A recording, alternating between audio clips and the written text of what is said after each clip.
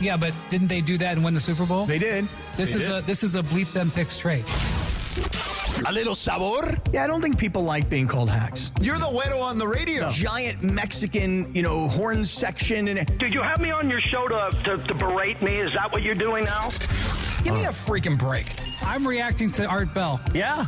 Oh, okay. Amazing. Do you want to do the Love Boat, or do you want me to do the Love Boat? The Art, I don't even know what you're talking No, about. here it is. Ready? Watch this. Watch this.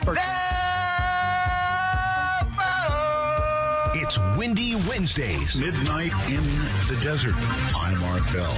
Scott Kaplan, need a fat one, bro. The Sedano and Kap Morning Show on 710 ESPN. The all-new ESPN LA app and on YouTube at ESPN Los Angeles. We're bigger than U.S. Steel. Wow, that's crazy. Well, you want to Bit Boy. Monstrous. Beto, I don't want to eat that. We did it, Dad. We did it. You were riding high on the stinger last time. Oh, big time. Right, that's right. Of course we were. It's Windy Wednesdays on the Sedano and Kap Morning Show.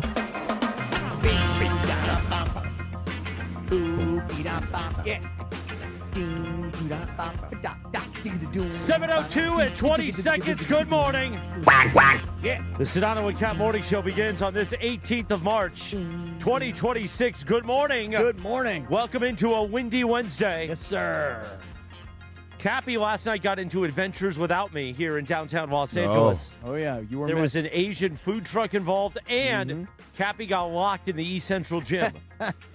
That is true. All of that, That is true. But Yeah.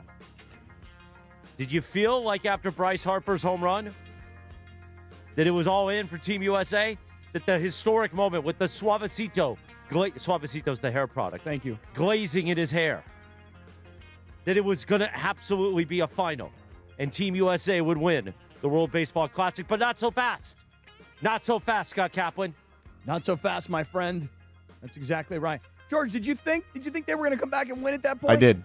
And to be honest with you, I did. I just kind of expected. I was like, all right, at some point late in the game, the team with all these Major League Baseball stars. Well, I mean, Venezuela has all those. They have a lot of Major League Baseball stars too. They do, and that's kind of the thing is that like if you weren't really like paying attention to like who was on all these different teams, if you didn't take a look at this Venezuela roster and go Ronald Acuna Jr., Luis Arraez, I mean, Jimenez, Tovar, all these guys, Abreu, you're like, yeah, these guys are all Major League Baseball stars too. Yep. But it's just I think a lot of us think that the Caribbean players are all from the Dominican Republic. Apparently they're not.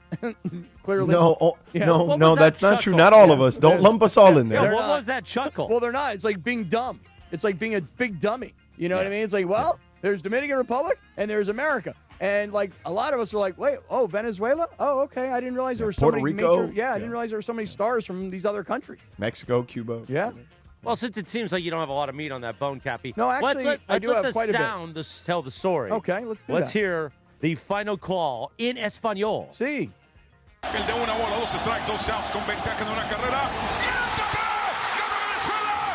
Venezuela conquista el mundo del béisbol. Por primera vez. Ganan el Clásico Mundial. La Vinotinto celebra esta noche desde Miami hasta Caracas. Sí. Well, and there's a big Venezuelan contingent in Yeah. Miami. There's a lot of Venezuelan people there. So that was not a surprise that place was slammed with Venezuelan fans. But it was actually also I got to say, because I thought watching the game, I'm like, well, this is all Venezuelan fans there. And then, for example, when Venezuela's pitcher threw to first base to try and keep a runner close, like you could hear the American fans booing. You know? I'm like, okay, good. There's some American people there. There's fans of American team there. But I can ask everybody a question. Is anybody this morning upset? Like if you were rooting Oh, I against had Team friends USA. who were legit mad. Like baseball fans, friends of mine were mad. I was not happy. I was pretty annoyed. Like when I was pacing watching the end of that game. It was a great game to watch. There was a lot of energy. It was kind of edge of your seat, bite your fingernails. Like again, if you're rooting for Team USA, you're like, okay, at some point, somebody's going to come up. Somebody's going to come up with a big hit. And then when Bryce Harper hits the home run, you're like, okay, this thing's tied up. And at some point again, Aaron Judge is going to come up, and he's going to wind up hitting a solo home run, and the USA is going to wind up winning this thing 3-2. And honestly, even had they won it, I kind of felt like it was going to be anticlimactic because they really were terrible offensively in this game. Up until Harper's home run. They didn't deserve to win the game. Did not deserve to win the game is right. No. That's right. And then, but here's why I ask if anybody's upset. Because I'm rooting for Team USA. Now, just for perspective purposes here, going into the World Baseball Classic, I was all in on Team Israel. Okay, I like a good underdog story. Team Israel doesn't really advance, George, so then I become a fan of Team Italy. Right. Because, you love an underdog story, right? Then Team Italy gets knocked out, and USA's in the final. And Venezuela, I don't have any, I got no emotion. Right, so now there. you're U.S. So basically every team you rooted for lost. Pretty much, yes. So then I got USA. Like I'm all in last night, Yeah. And when it was over and the Venezuelan players were being interviewed and this meant so much to them. Oh, yeah. And their emotion was just pouring out of every word that they said. Yeah. And I didn't have like this anger like, God, the freaking USA, how could they lose to these freaking guys? I was like, that's awesome, man. I love these guys. I love Team Venezuela. I'm happy for Team Venezuela. And I'm so happy for Team Venezuela, I'm not even upset for Team USA. I don't care. Well, I don't think I was upset. I was annoyed because they should have won. They are the better team. But again, it's like, just because in any one-game sample, just because you're the better team doesn't mean you win. And it's funny because I know everyone's criticizing Aaron Judge today. Now, it started with the criticism of Aaron Judge when he said that the atmosphere for the World Baseball Classic is better than the World Series atmosphere.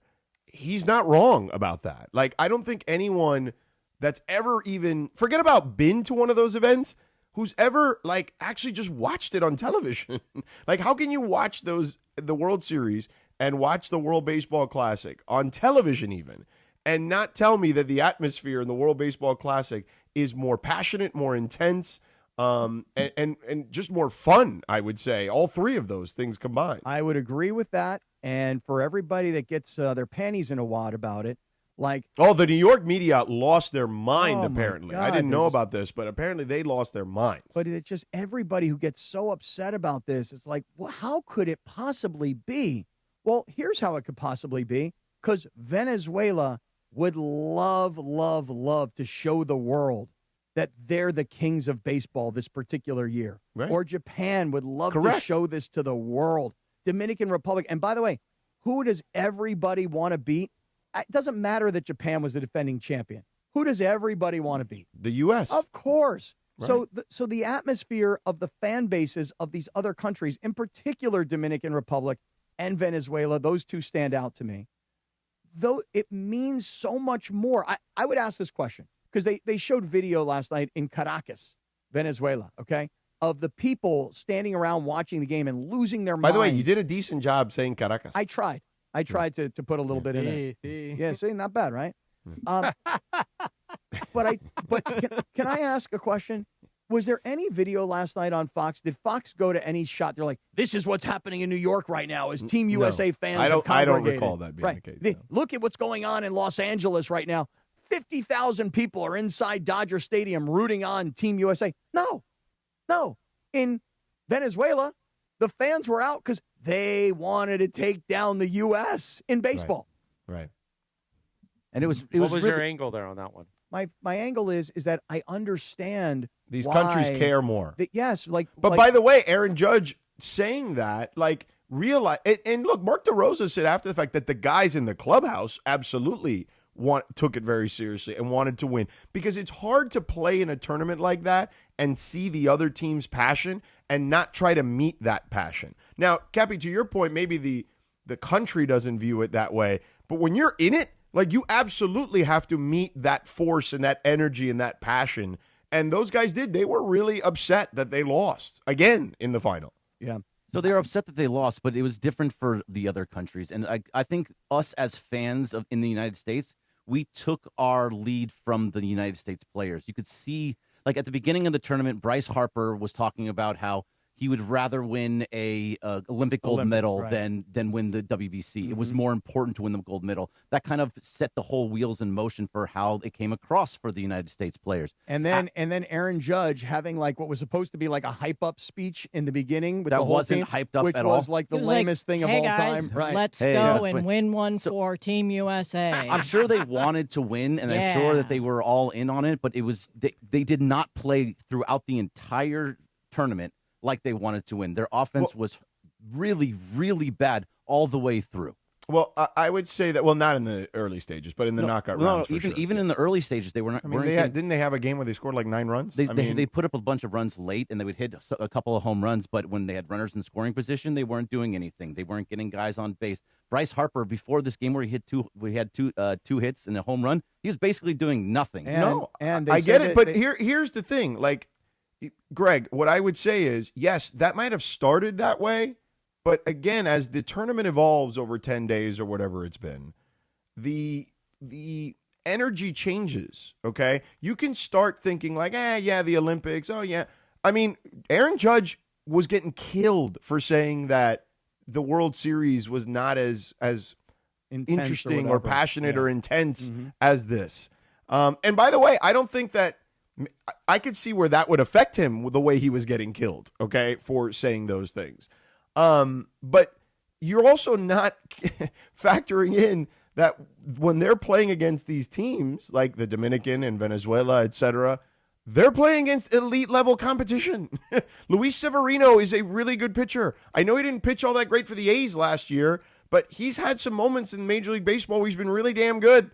The pitching staff for Venezuela is good. I'm not taking anything away from any I mean, of it the other sounded players. like you were a No, little not bit. at all. Didn't sound I- like no. that to me, Bergie, just so you know. It didn't sound like No, that. I'm not taking away from anything. I'm saying that the United States wasn't taking this as seriously as the other countries. Well, they were fully invested and fully into it, and it was amazing. And Venezuela absolutely deserved to win that game. Oh, he fought through the. I thought he was going to have to clear the. Yeah, throat. me too. I thought you were going to have to, Hakalugi there. I was working through You it. battled through. Good job. Yeah. But I was really impressed with all the other countries. You could just see it in them, like in Mexico and in Korea, how when they ran out after they got to the quarterfinals, and the Chechia guy when he was like a plumber or something like that he struck out Shohei. They really took everything so much more serious than the United States. I didn't think the United States showed that much passion. Yeah, I at think all. you're playing the result there a little bit.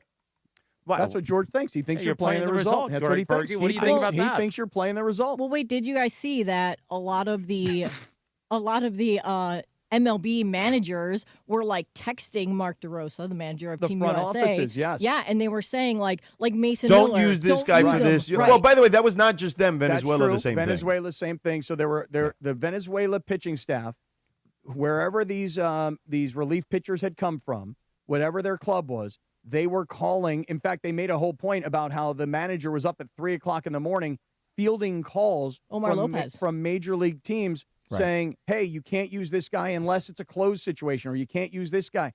Right. The major league teams. That was not just not just a United States Correct. thing. Sure, That's but right. in last night specifically, DeRosa said he didn't go to Mason Miller because he was told he could only go to him in a safe situation. Same situation for the Venezuelan closer, though. Yeah, the Valenzuela was not, or not Valenzuela, Valencia was not able to come out from the Cubs unless it was that situation. Well, I mean, if that's the case, then what are we doing here? You know, What are we doing here? Let me tell you what Well, we're doing here. here's what I would say. What would you say? This is what I would do if I were Major League Baseball and the World Baseball Classic.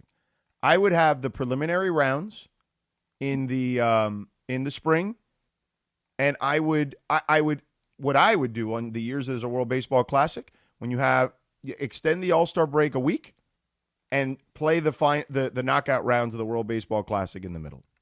So that's what I would do. You talk about teasing people. You know what I mean? Like, hey, we know who the final four That's what teams soccer are. does. Yeah, here are the final 4 teams. Yeah. We finished the preliminary rounds. Everybody go back to your team. Let's start the season. And then in the middle of the season, instead of the All-Star break, we're going to do the final. No, four. you could still have the All-Star break, or you could still have the All-Star game. You can do both, or you could skip the. I don't think they would skip the All-Star because it's a valuable commodity from a broadcast perspective, and it generates a lot of money.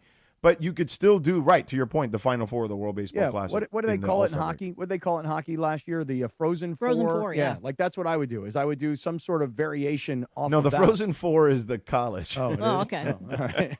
Or it actually snowed The in Florida. Nations What do they call Cup. that thing? Yeah, yeah. No, Nations Cup? Is that The what they call it? CONCACAF? I thought it was, no, not CONCACAF. That was last night, the Although, CONCACAF did you Cup. guys That see was last night. Did you see the goal last night? By Martinez, yes. Oh, my God. What a shot. 20 yards out. But it wasn't just that it was 20 yards out. It was that the ball was so close to his left foot, and it looked like it would be more of a right-footed type of a shot based on where he was and where the goal was and where the defenders were, and he left-footed this thing of 5,000 miles an hour, upper corner of the net, and win for LAFC. That Four was an Nations amazing goal. face-off, by the way. There you go. Four Nations. That's what I was We were looking close. for. Thank you. The Frozen Four.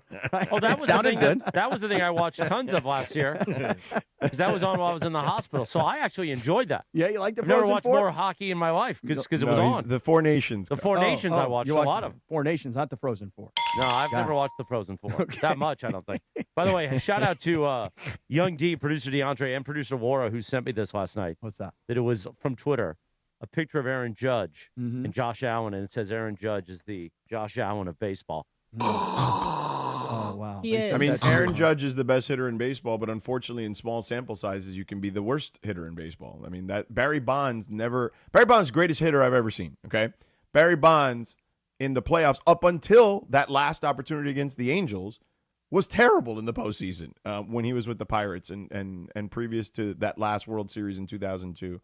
And in that World Series, I mean, he practically hit 500. Yeah. And by So, the way, different like, Barry Bonds in Pittsburgh. Alex Rodriguez is a perfect example. Terrible in the postseason. Then in 2009, he was the best player, in the sport in the postseason. Like, it just happens that way in small samples. But you, because again, you're a simpleton, you like to diminish these people who are incredible, do it. who are Twitter so did it. much No, better you did it. at what Twitter they did it. do than what you do, and you diminish them. You're a simpleton.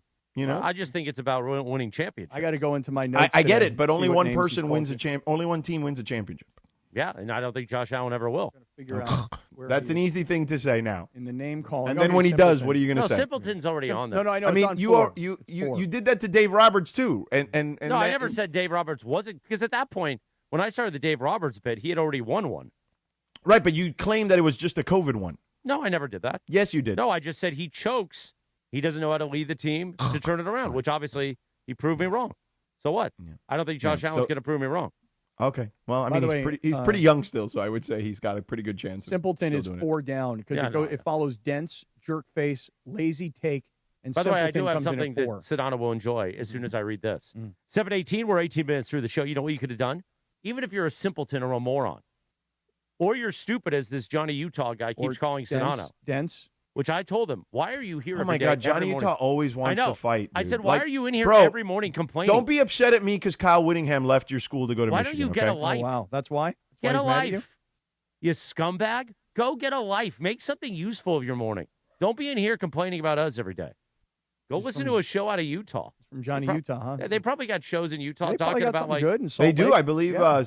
700 is the 700 KSL or whatever. 700, yeah. But no They talk caffeine. about sports and having multiple wives and all kinds of things. Whoa, Do they? Really? Wow, I didn't know that. But no Hey, caffeine. can we not do that? No. Let's It's not- Utah. Let's I not. didn't Let's know not. No, Chris. Let's not keep doing that. All right.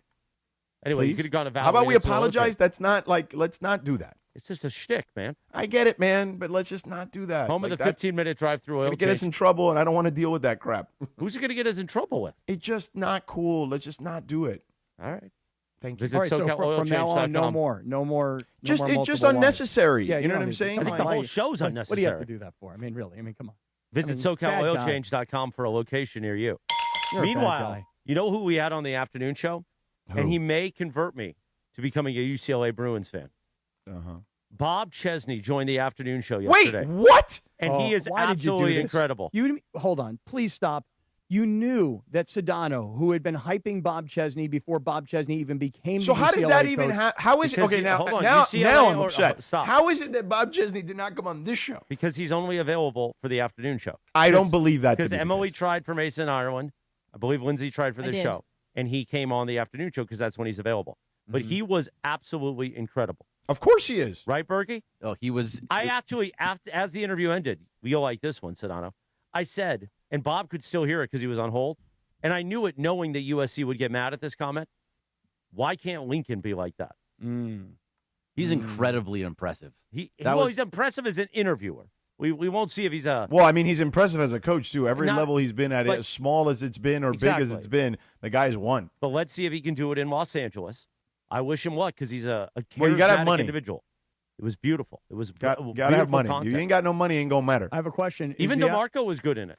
Oh, really? Because he knows him. Uh-huh. Or he knows a mutual friend or something. Gotcha. Yeah, I think his brother is Are part of the DeMarco UCLA. and Travis getting Rick Croy on the show? Or are we getting Croy. Rick Croy on the show? Ask. I don't know. Are we? You Working did ask? on that. Yeah. You're working on it. I mean, Okay. it's going to be tough to do it this week during our time frame. So No, it's not. Not unless you guys want to interview people in the afternoon and No, tape but Rick Croy, George. Croy. Thank you. Rick Croy, the head basketball coach at Cal Baptist, that guy should do anything humanly possible at any time of life. Well, to it's get too on this late now. radio They're about to station. play. again, yeah, like they have like 2 day. You have like a 2 day window there where they're traveling and stuff, and so I'm just here to tell you that okay. that we should not make excuses for them. We should actually give them the opportunity because let me tell you, back in the old days. By the way, really the quick, old Bob, days, you know Bob what we would do? Chesney, like we can get him on. They told me before the season begins. Okay, he'll great. come on with us. Awesome. But I'm All right, serious. good. Like back in the old days, we used to call the hotels. Hey, can I get the room of Rick Croy, please? And they're like, yeah, hold on one second. Ba-ding, hello. Hey, coach, can we put you on the radio right now? Sure, why not? Because especially the small schools, they want as much publicity as they can get because chances are Cal Baptist You not going want to us last to in start this thing. cold calling guests in No. hotels like At it's their the hotels? No. like it's well we used to do that back in the day. We totally did on the Oh, man, weekends. totally Just back for in the day. randomly That used to call happen, yes. Oh, my God. That was a thing. Back in the No day, question. we used By to the way, call you used NBA to get like the baseball black book, and you would Right. would call the hotels. You know Yeah. exactly what hotel. We used to call. I would call NBA and say I was players. the SID and unlock the phones. Yeah. Because I got ESPN TV calling. Yeah. I was at Fox. Yeah. So they would open up the phones and then we would call and get the guests. I'm telling you, college basketball coaches, they win on a Thursday. You'd call them in their hotel room on a Friday on a landline. Go, coach, congratulations, Cal Baptist. You guys pulled off this big upset. Can we get you on the air right now? We're ready to go. Yeah, sure. Put me on. And they would do that. Not Back in gonna the lie, I did not do that, Oh, yeah. Cappy. No, but I'm not saying you should do I that. apologize. No. I'm saying that Did you not should think of call. I'm thinking you should call the Cal Baptist school. In fact, his phone number is on their website. I reached out to their AD, and they just said with their travel schedule, it would be tough during that time frame. Terrible concept by So- Cal Baptist. yeah, what's the Terrible. AD's name? Let's Yeah. rip him. That's a bad idea by Cal Baptist. You got one shot to be in the NCAA tournament to finally get some publicity What's on his name? ESPN LA. Let's tweet at and him. And you're too busy? Yeah, I don't you're think too so. busy for us. I don't buy that. You're the athletic director of Cal Baptist. Come on. I don't think they're too busy. I just What were think you- that they may have quite literally been on a plane. What were you pouring shakes at Chick-fil-A last year? Wow. Can I do that one, George? Is that one okay? No, don't do that. Don't That's do not that one nice. either? No, that's not nice. George, do you want to nix that one? Where you rip the AD for pouring shakes at Chick-fil-A? By the way, those are good shakes. Oh, they're delicious. Actually, You the know, grilled those are- nuggets are great. I Yeah, like you the can shakes bring the grilled mixed, nuggets. mixed Grilled with the nuggets are lemonade. Yeah. Yeah. So, George, you'll have to let us know if you're down with that one or not. No, that's a little different, I would say. I don't think those things are equitable. Okay. Not get equitable, Cappy. I understand. I do. I get it completely.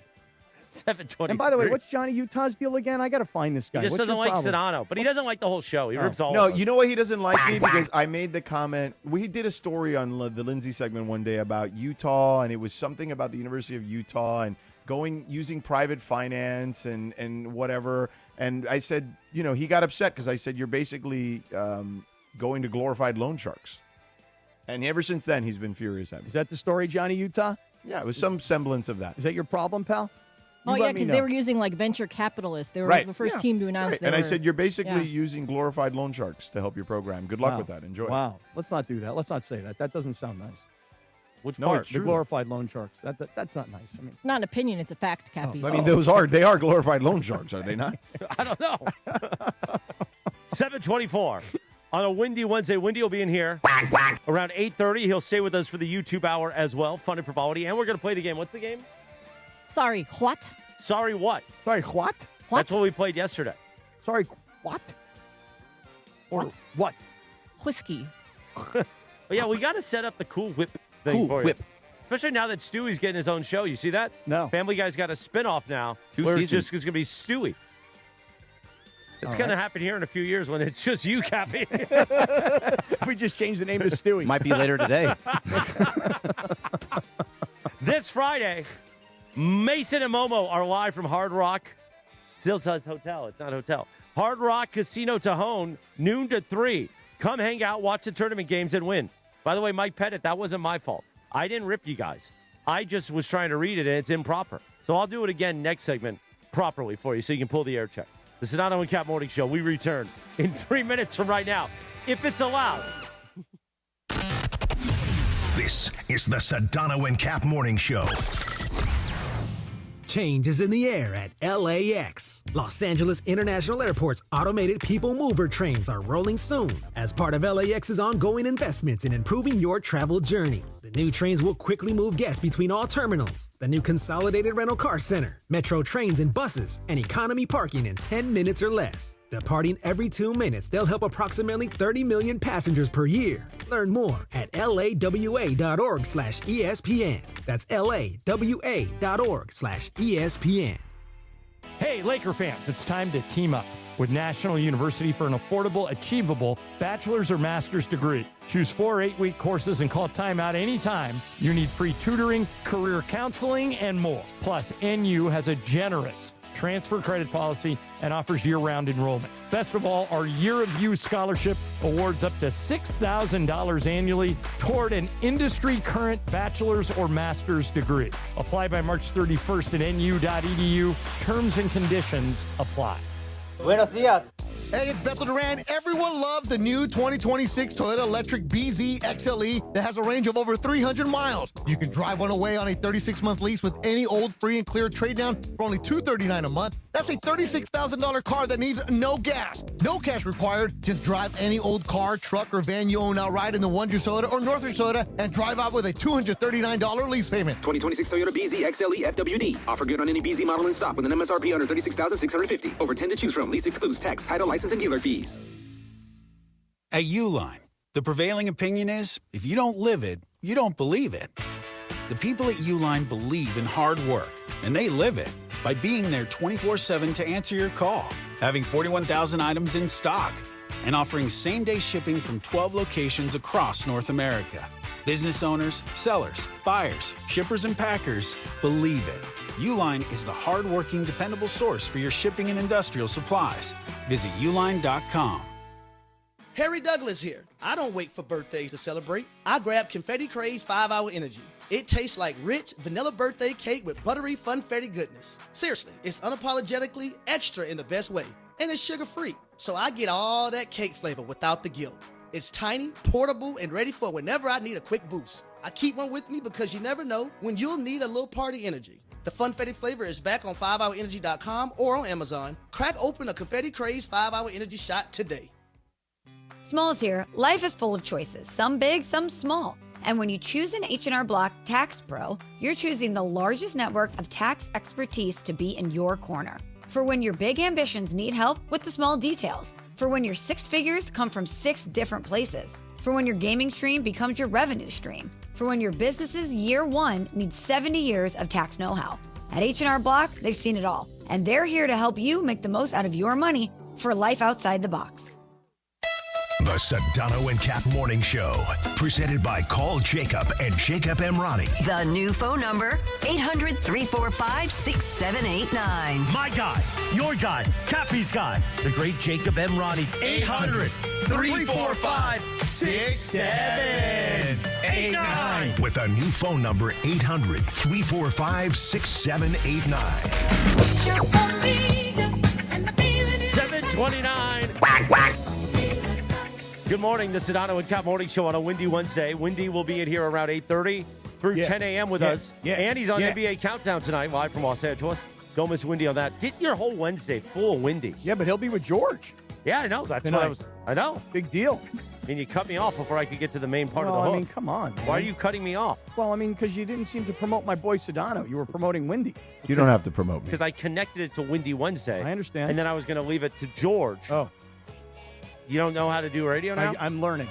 I have a lesson later What'd you today. eat at that Asian food truck last night? I don't know what the hell it was, but it was damn good. On this day in 1978, the number 1 hit, the Bee Gees, Night Fever from Saturday Night Fever. Yeah. Telling you, I've been on a big Bee Gees kick lately. Big on Spotify. Just put in the Bee Gees, and I'm rocking out because here I am. Yeah. Anybody hit this? George, can you hit these? Come on. Today is also National 3D Day. Oh, really? You like to watch it in 3D? Sometimes. Yeah. I got this buddy of mine who had those goggles, those AI, what are they called? Those 3D goggles. realities? Yeah. The VR goggles. Oculus or whatever. Yeah, he goes, you got to watch this. And I figure I'm getting ready to like do mountain climbing or something. And it was nasty stuff. And it was like 20 naked No, ladies. come on, What? man. What? Come on. Just saying. Morning integrity. The kids quack, are in the quack. car. Quack, quack. My bad, y'all. My bad.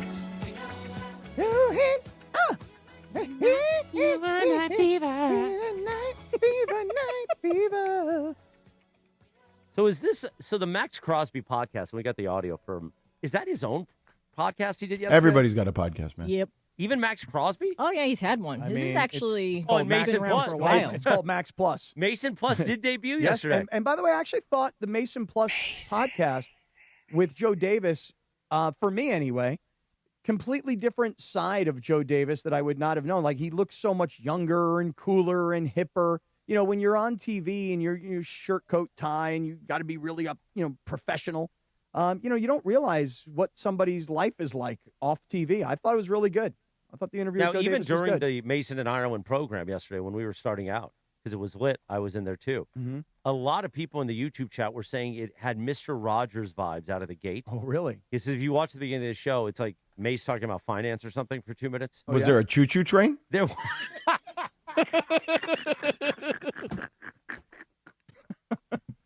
I'm sure. Choo-choo. Well, Juan. It was just calm.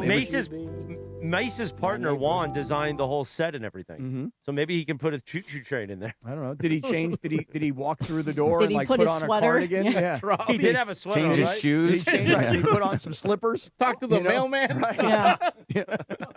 What about the puppets? Does he have the puppets?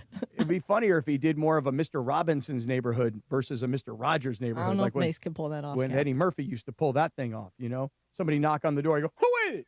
That kind of a deal. So I didn't get to see the actual open to the show. I only saw the Joe Davis stuff. I thought it was good. I thought it was good. He was more subdued, calm, like cool, What's collected your kind of deal. 401k at? Mine is at this. He was explaining You should how invest in this. He was explaining how to get a Golden Globe in podcasting and the steps that you have to Oh, is that what he's going for? go. Out Yeah. the gate. Why did first you give podcast? Lindsay that material? Well, no, because he was talking about Shohei and the way that Shohei set up his life. Shohei He Ohtani. would say, "I want to be the number one overall pick, and these are the ways that I'm going to get it." With like 8 different boxes around that box of how he's going to do it. And so he's explaining all of that, Mm-hmm. and he said, "Okay, I'm going to do the same thing, and I want to win a Golden Globe in podcasting, and these Okay. are the ways that I'm going to go about getting that Golden Globe." Hey, good for him. And one of the ways to do it is to get that, you have to sign up for it. You have to pay money to Mhm. be a part of it. Mm-hmm. Well, I say good for Mace.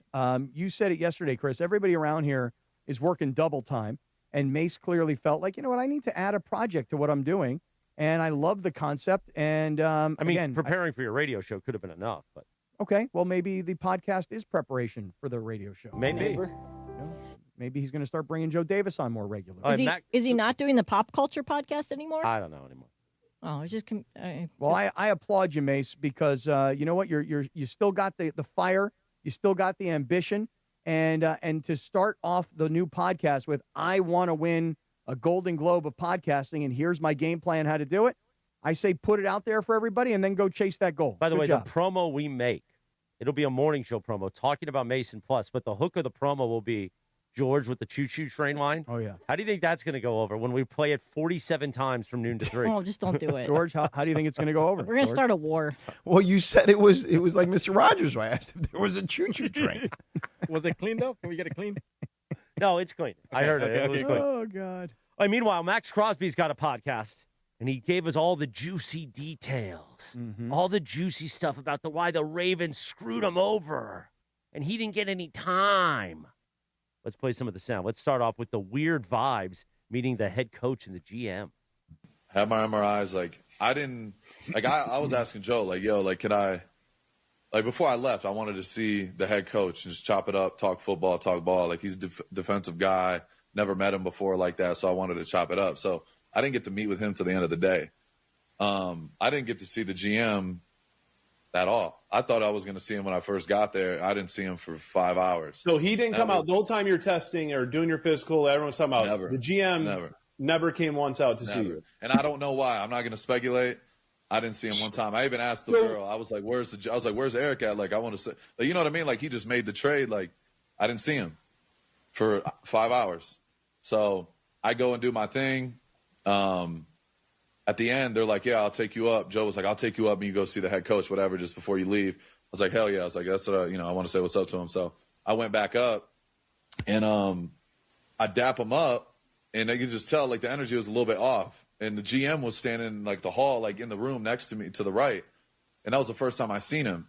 And I'm just in my head, like this is a whirlwind, like I'm so excited, like fired up. You know what I mean? Like this is a new opportunity, whatever. And you could just tell the energy was off. Like I dapped him up, he had like a blank face. And I'm like, okay. I'm not thinking anything of it. Maybe he's just different. I don't know. I don't know him, whatever. Okay. That's from the Rush podcast with Max Crosby. He does it with a gentleman named Brogan Roback. Brogan Roback, huh? That was the other voice you heard. Okay. I don't know Brogan's deal, but he's the name, Brogan That's his Roback. boy.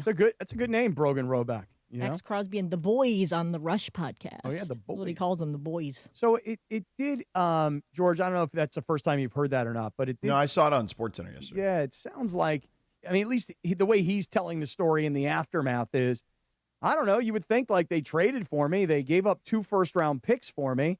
You'd think that they'd have like a celebration when I walked through the door. Confetti would fall from the sky. He also said that, and I don't know if it's in that, I would imagine there's another cut maybe, but he also said that immediately when they did approach him, they mentioned the medicals right away. So we have that sound. Let's play this. The Ravens tell him they have concerns about his injury. I go into the room, they sit me down on the couch, and he's like, "Man, I don't know how to say this, but, one of our doctors has concerns with the results and whatever, and like with your knee, like some of them have, are concerned about the future and da-da-da-da-da. And, we really want you and this is what it is, but, we're just going to have to get more and more opinions." And I was like, the first thought in my head, like, I was terrified because I'm thinking in my head, like, what the like, I just had, like, Neil Elitrosh, best surgeon in the country, like the best of the best. He's done all my surgeries for the most part. Like, that's my guy. Like, I go to his house. Like, that's my dude. Like, he's the best. So I haven't even got to talk to him, or I hadn't got to talk to CJ at that point. So it just kind of hit me. I'm like, what the is there something wrong? Like, I'm freaking out, like low key, deep down. I'm like, I can't get another surgery. I can't, like, my time on this is up. So I'm like, what is going on, bro? See, now that's interesting, George, because he mentioned CJ, his agent, and the fear that he has.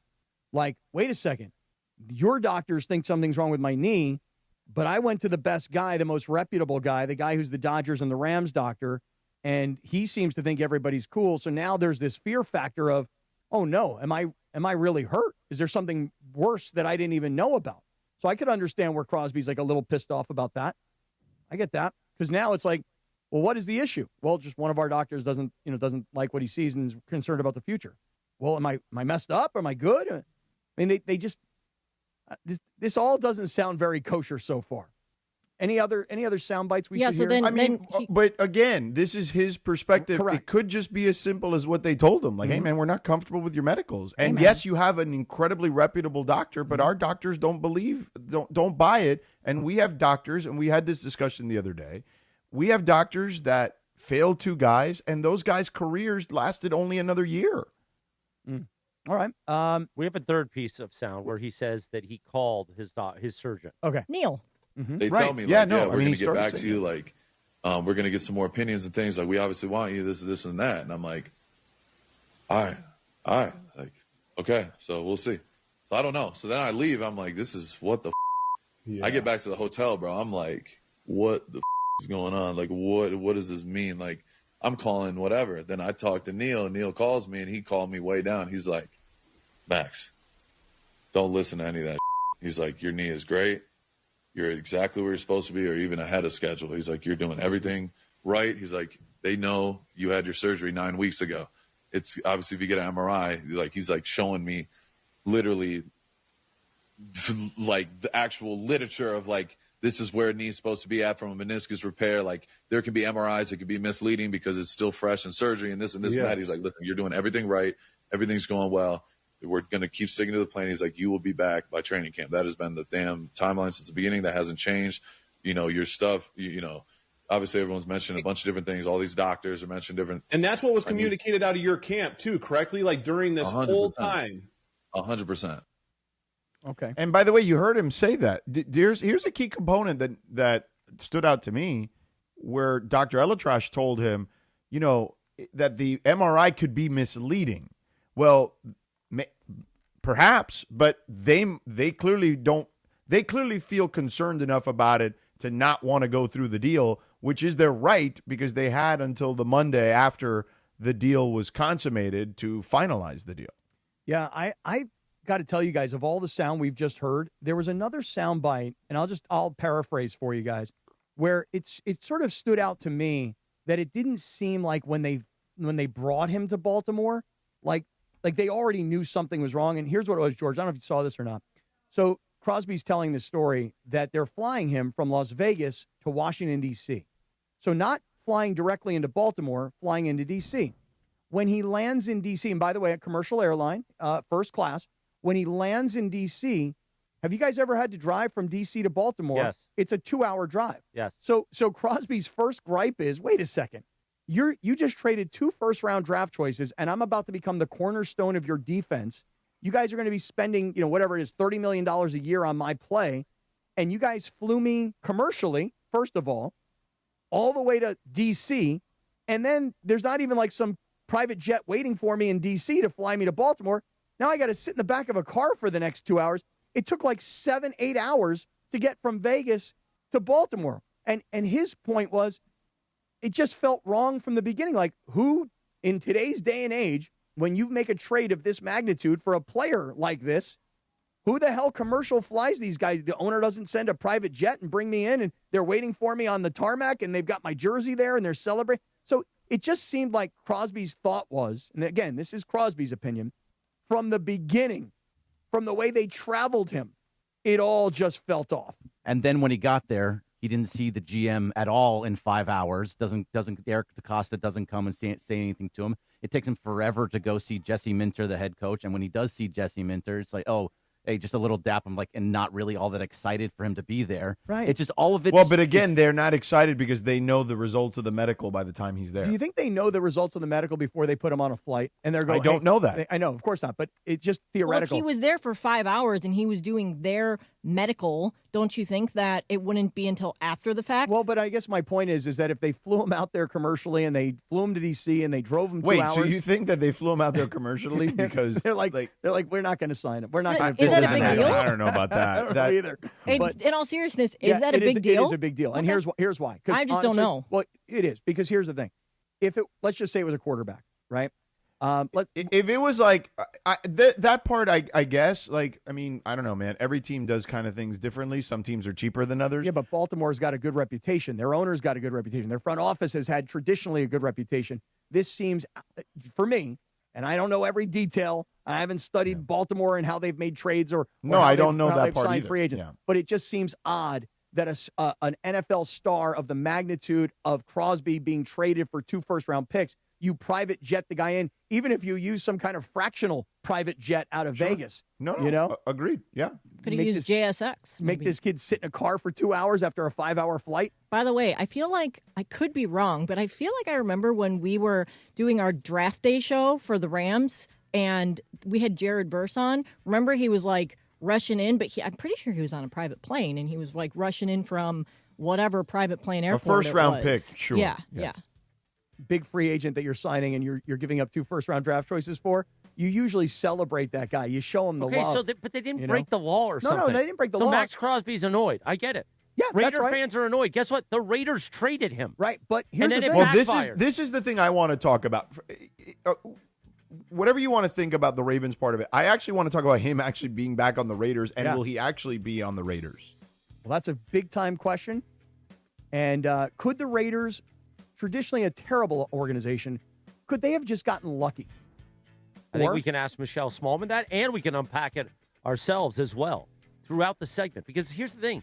We got nothing but time on this show. We can make magical content anytime we want. Okay. We're not scumbags. We're not? We're talented broadcasters. Oh. Well, at least George is. The Sedano Kap Morning Show. The rest of us? We're Some days are better than others. 7:45 in the morning. Michelle Smallman from Unsportsmanlike will join us for our weekly visit when we return in 3 minutes from right now on ESPN LA. But first, Cappy, talk about East Central Hotel. You were there last night. I was there last night. And I just love the East Central Hotel. Last night I had one of these great nights. It was all by myself, man. Just all by myself. Usually it's me and Morales. We go to the Lazy Dog. We walk on the treadmills. But last night I had it all to myself, which I needed, man. I needed rest. And I will tell you, Chris, room 315 is from now on going to be my desired room. Okay. It's the biggest hotel room I've ever been in the East Central. And I needed last night one big giant night of sleep, so I closed those dark curtains, man. I turned off the TV after the WBC. I got into that comfy bed and those awesome pillows after a really nice shower with those super soft towels, and I was ready to just crash out. Now, I did spend about an hour and a half yesterday in the brand new gym in the East Central, which has everything you would want when you're staying at a hotel: treadmills, bikes, dumbbells, free weights, all that kind of stuff.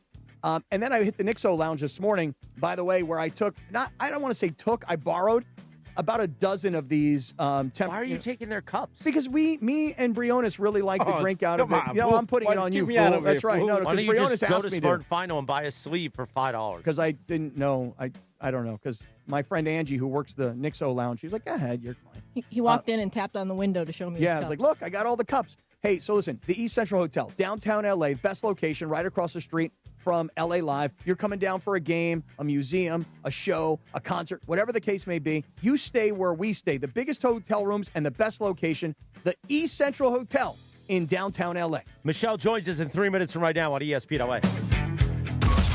The Sedano and Kap Morning Show. We'd like to thank our founding partner, LAX, Los Angeles International Airport, where change is in the air.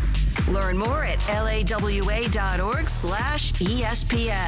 This is the Sedano and Kap Morning Show.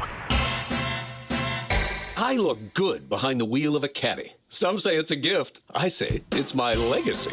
Buckle up for the top reasons to visit Morongo. We're giving away a Cadillac Escalade IQL the 29th. Earn entries now playing your favorite games, and you could drive home in a new Cadillac. Number 2. We're your spring break headquarters. Book your spring break good times getaway today. And the number 1 reason. The Band Perry, live March 28th. Get tickets now. Morongo, good times.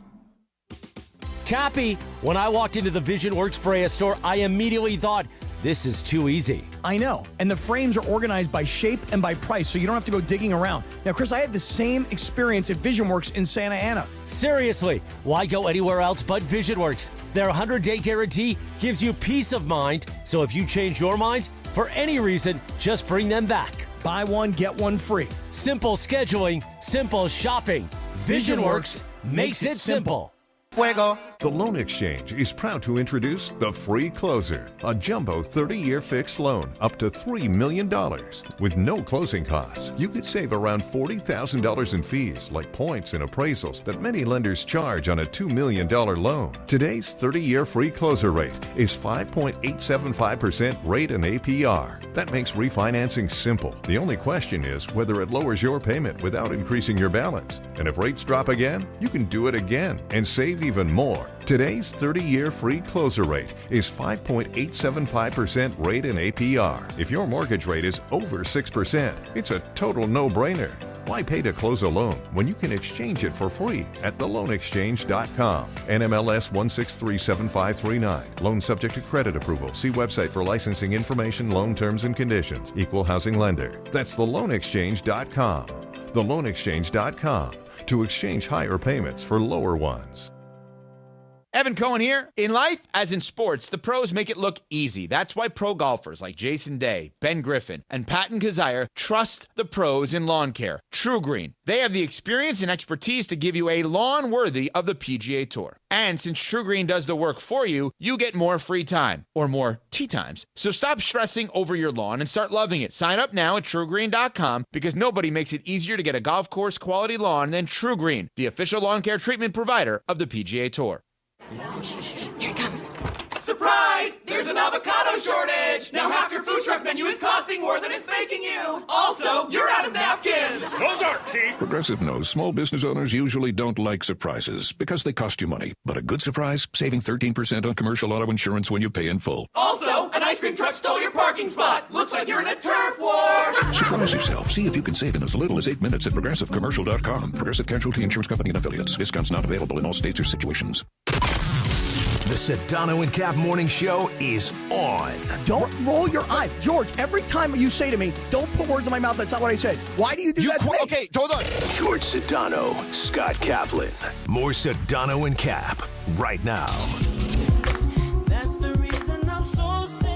7:50. Good morning, the Sedano and Kap Morning Show on a Wednesday, a windy Wednesday.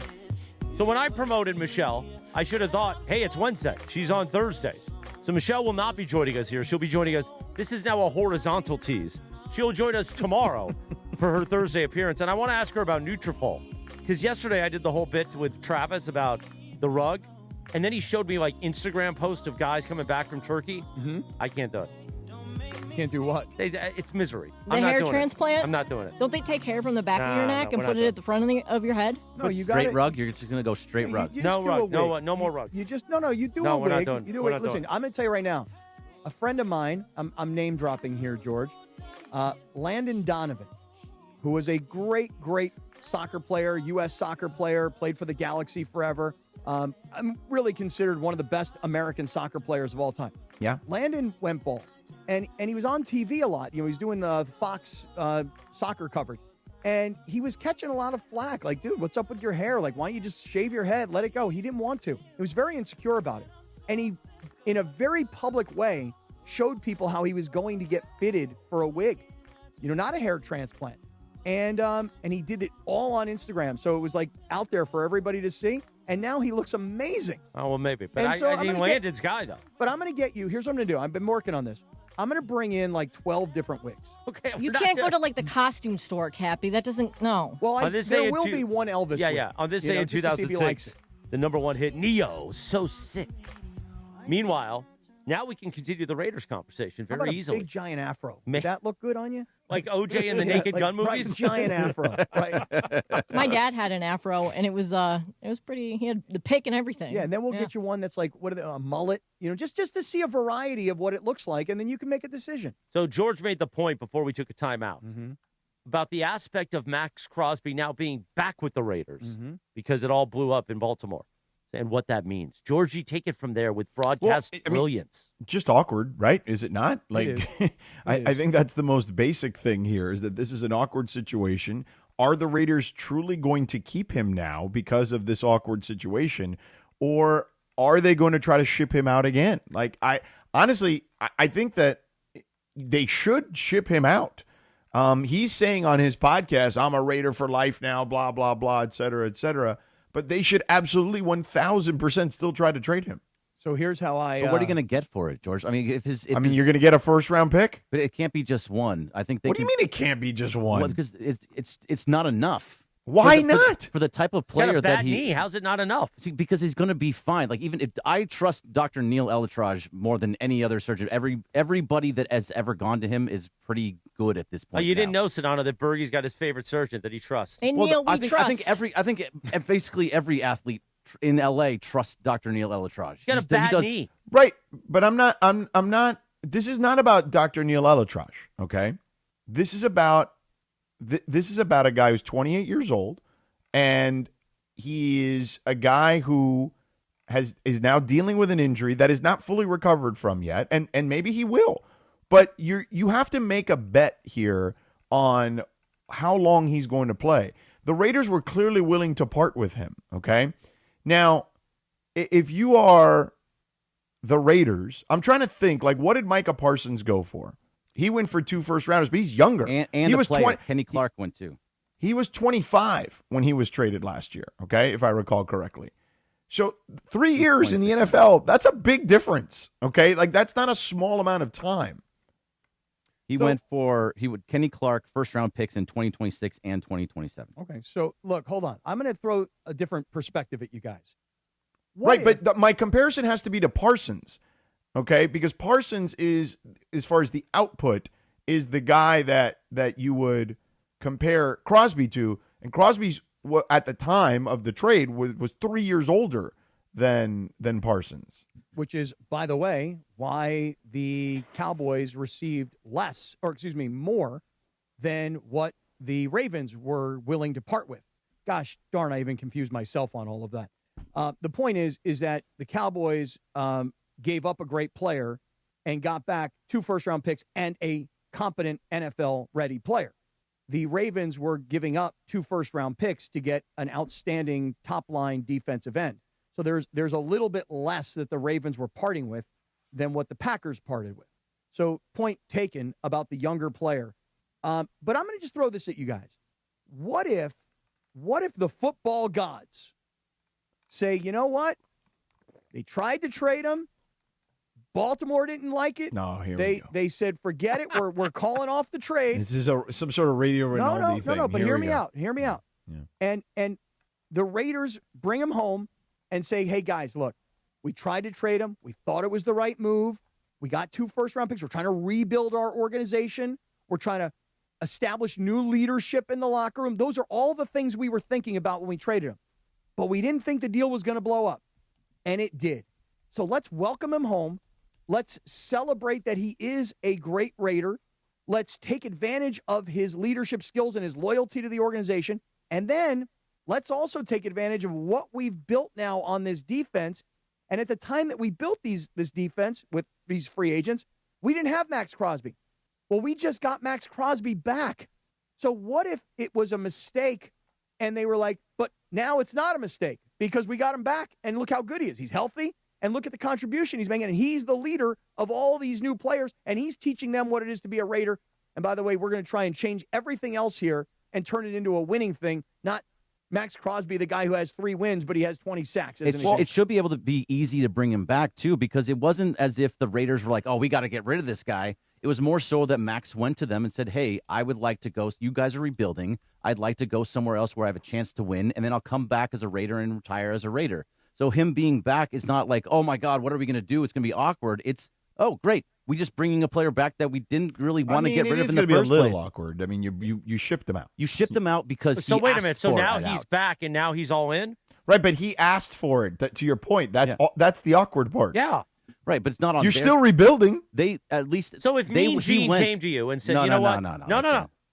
Well, we can do it with Stephanie. If Stephanie came to me and said, you know what? I want to go find something else. I'll be back in 5 years. And I say, okay. And then she comes back in one day and goes, hey, listen, the thing I thought was set up didn't work out, so now I'm back. You think that I'm going to just be like, oh, great? No, that's a little bit different. No, it's not, actually. It's like a one-on-one relationship.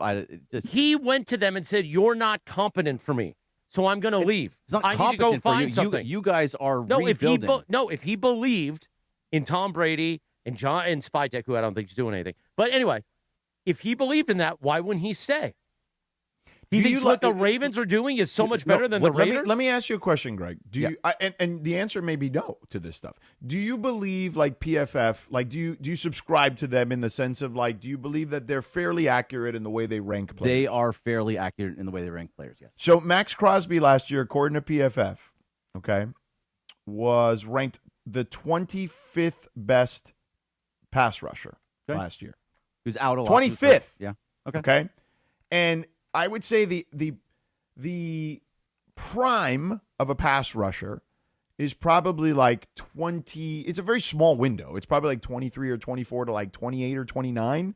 He's 28 years old. Like, you're not like, yes, are there guys like Von Miller or whoever that on the other side of 30 are still awesome? Yes, but those are outliers. The reason you trade him if you're the Raiders is because the math tells you he's not going to be elite for that much longer. Now, maybe he is, maybe he isn't, et cetera, et cetera.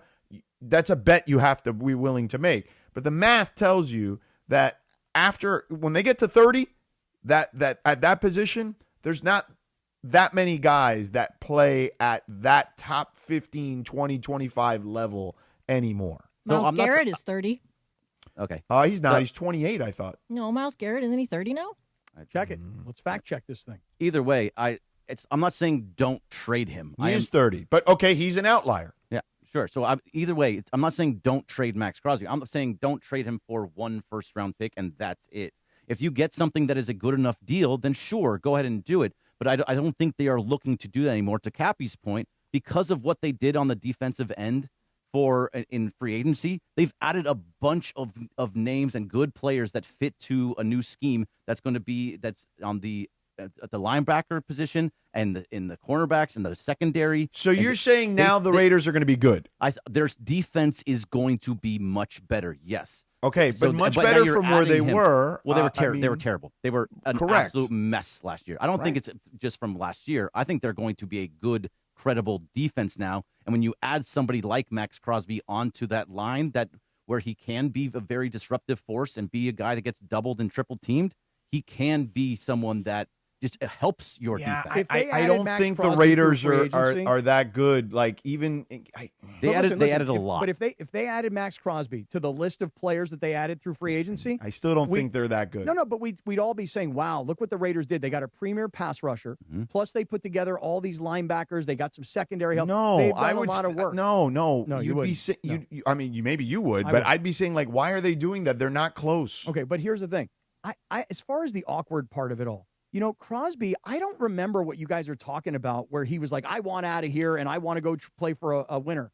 I kind of feel like Max Crosby was saying, I'm a Raider for life. He preferred to stay there. Yeah, yes. okay, so let's hold on that for a second. If Max Crosby preferred to stay with the Raiders and the Raiders have a new front office and a new head coach and a new staff and everything else, and they're thinking about the future with a number 1 overall pick and a quarterback in Mendoza who they're going to take, then from their perspective, it's like, we need to think about 3, 4, 5 years from now. Pete Carroll didn't have that luxury.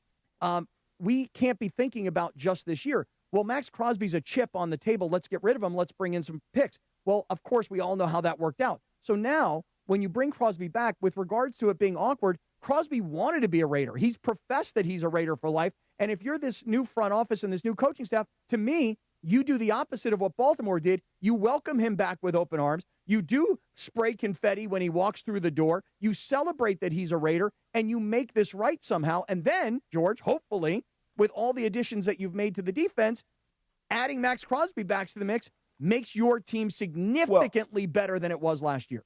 Okay. I mean, he was on the team last year and they stunk. Right. But so did they have all these other guys that they just no? got free But we agency? don't know if all those other guys are going to be as impactful in a paper. different system. It's and all those paper. all those things don't necessarily always vibe. You know what I'm saying? So Fair point. But on paper and what they've done in free agency with the money that they had available and knowing the needs that they had, they went out and added legitimate NFL players. By the way, everybody, we talked about this last week, everybody from big schools, everybody first-round picks. These are all young guys in the primes of their career. So on paper, they should be better. I will say this. He did not formally ask, like publicly ask out, but Diana Rossini of The Athletic did report that he privately asked to be traded. Right.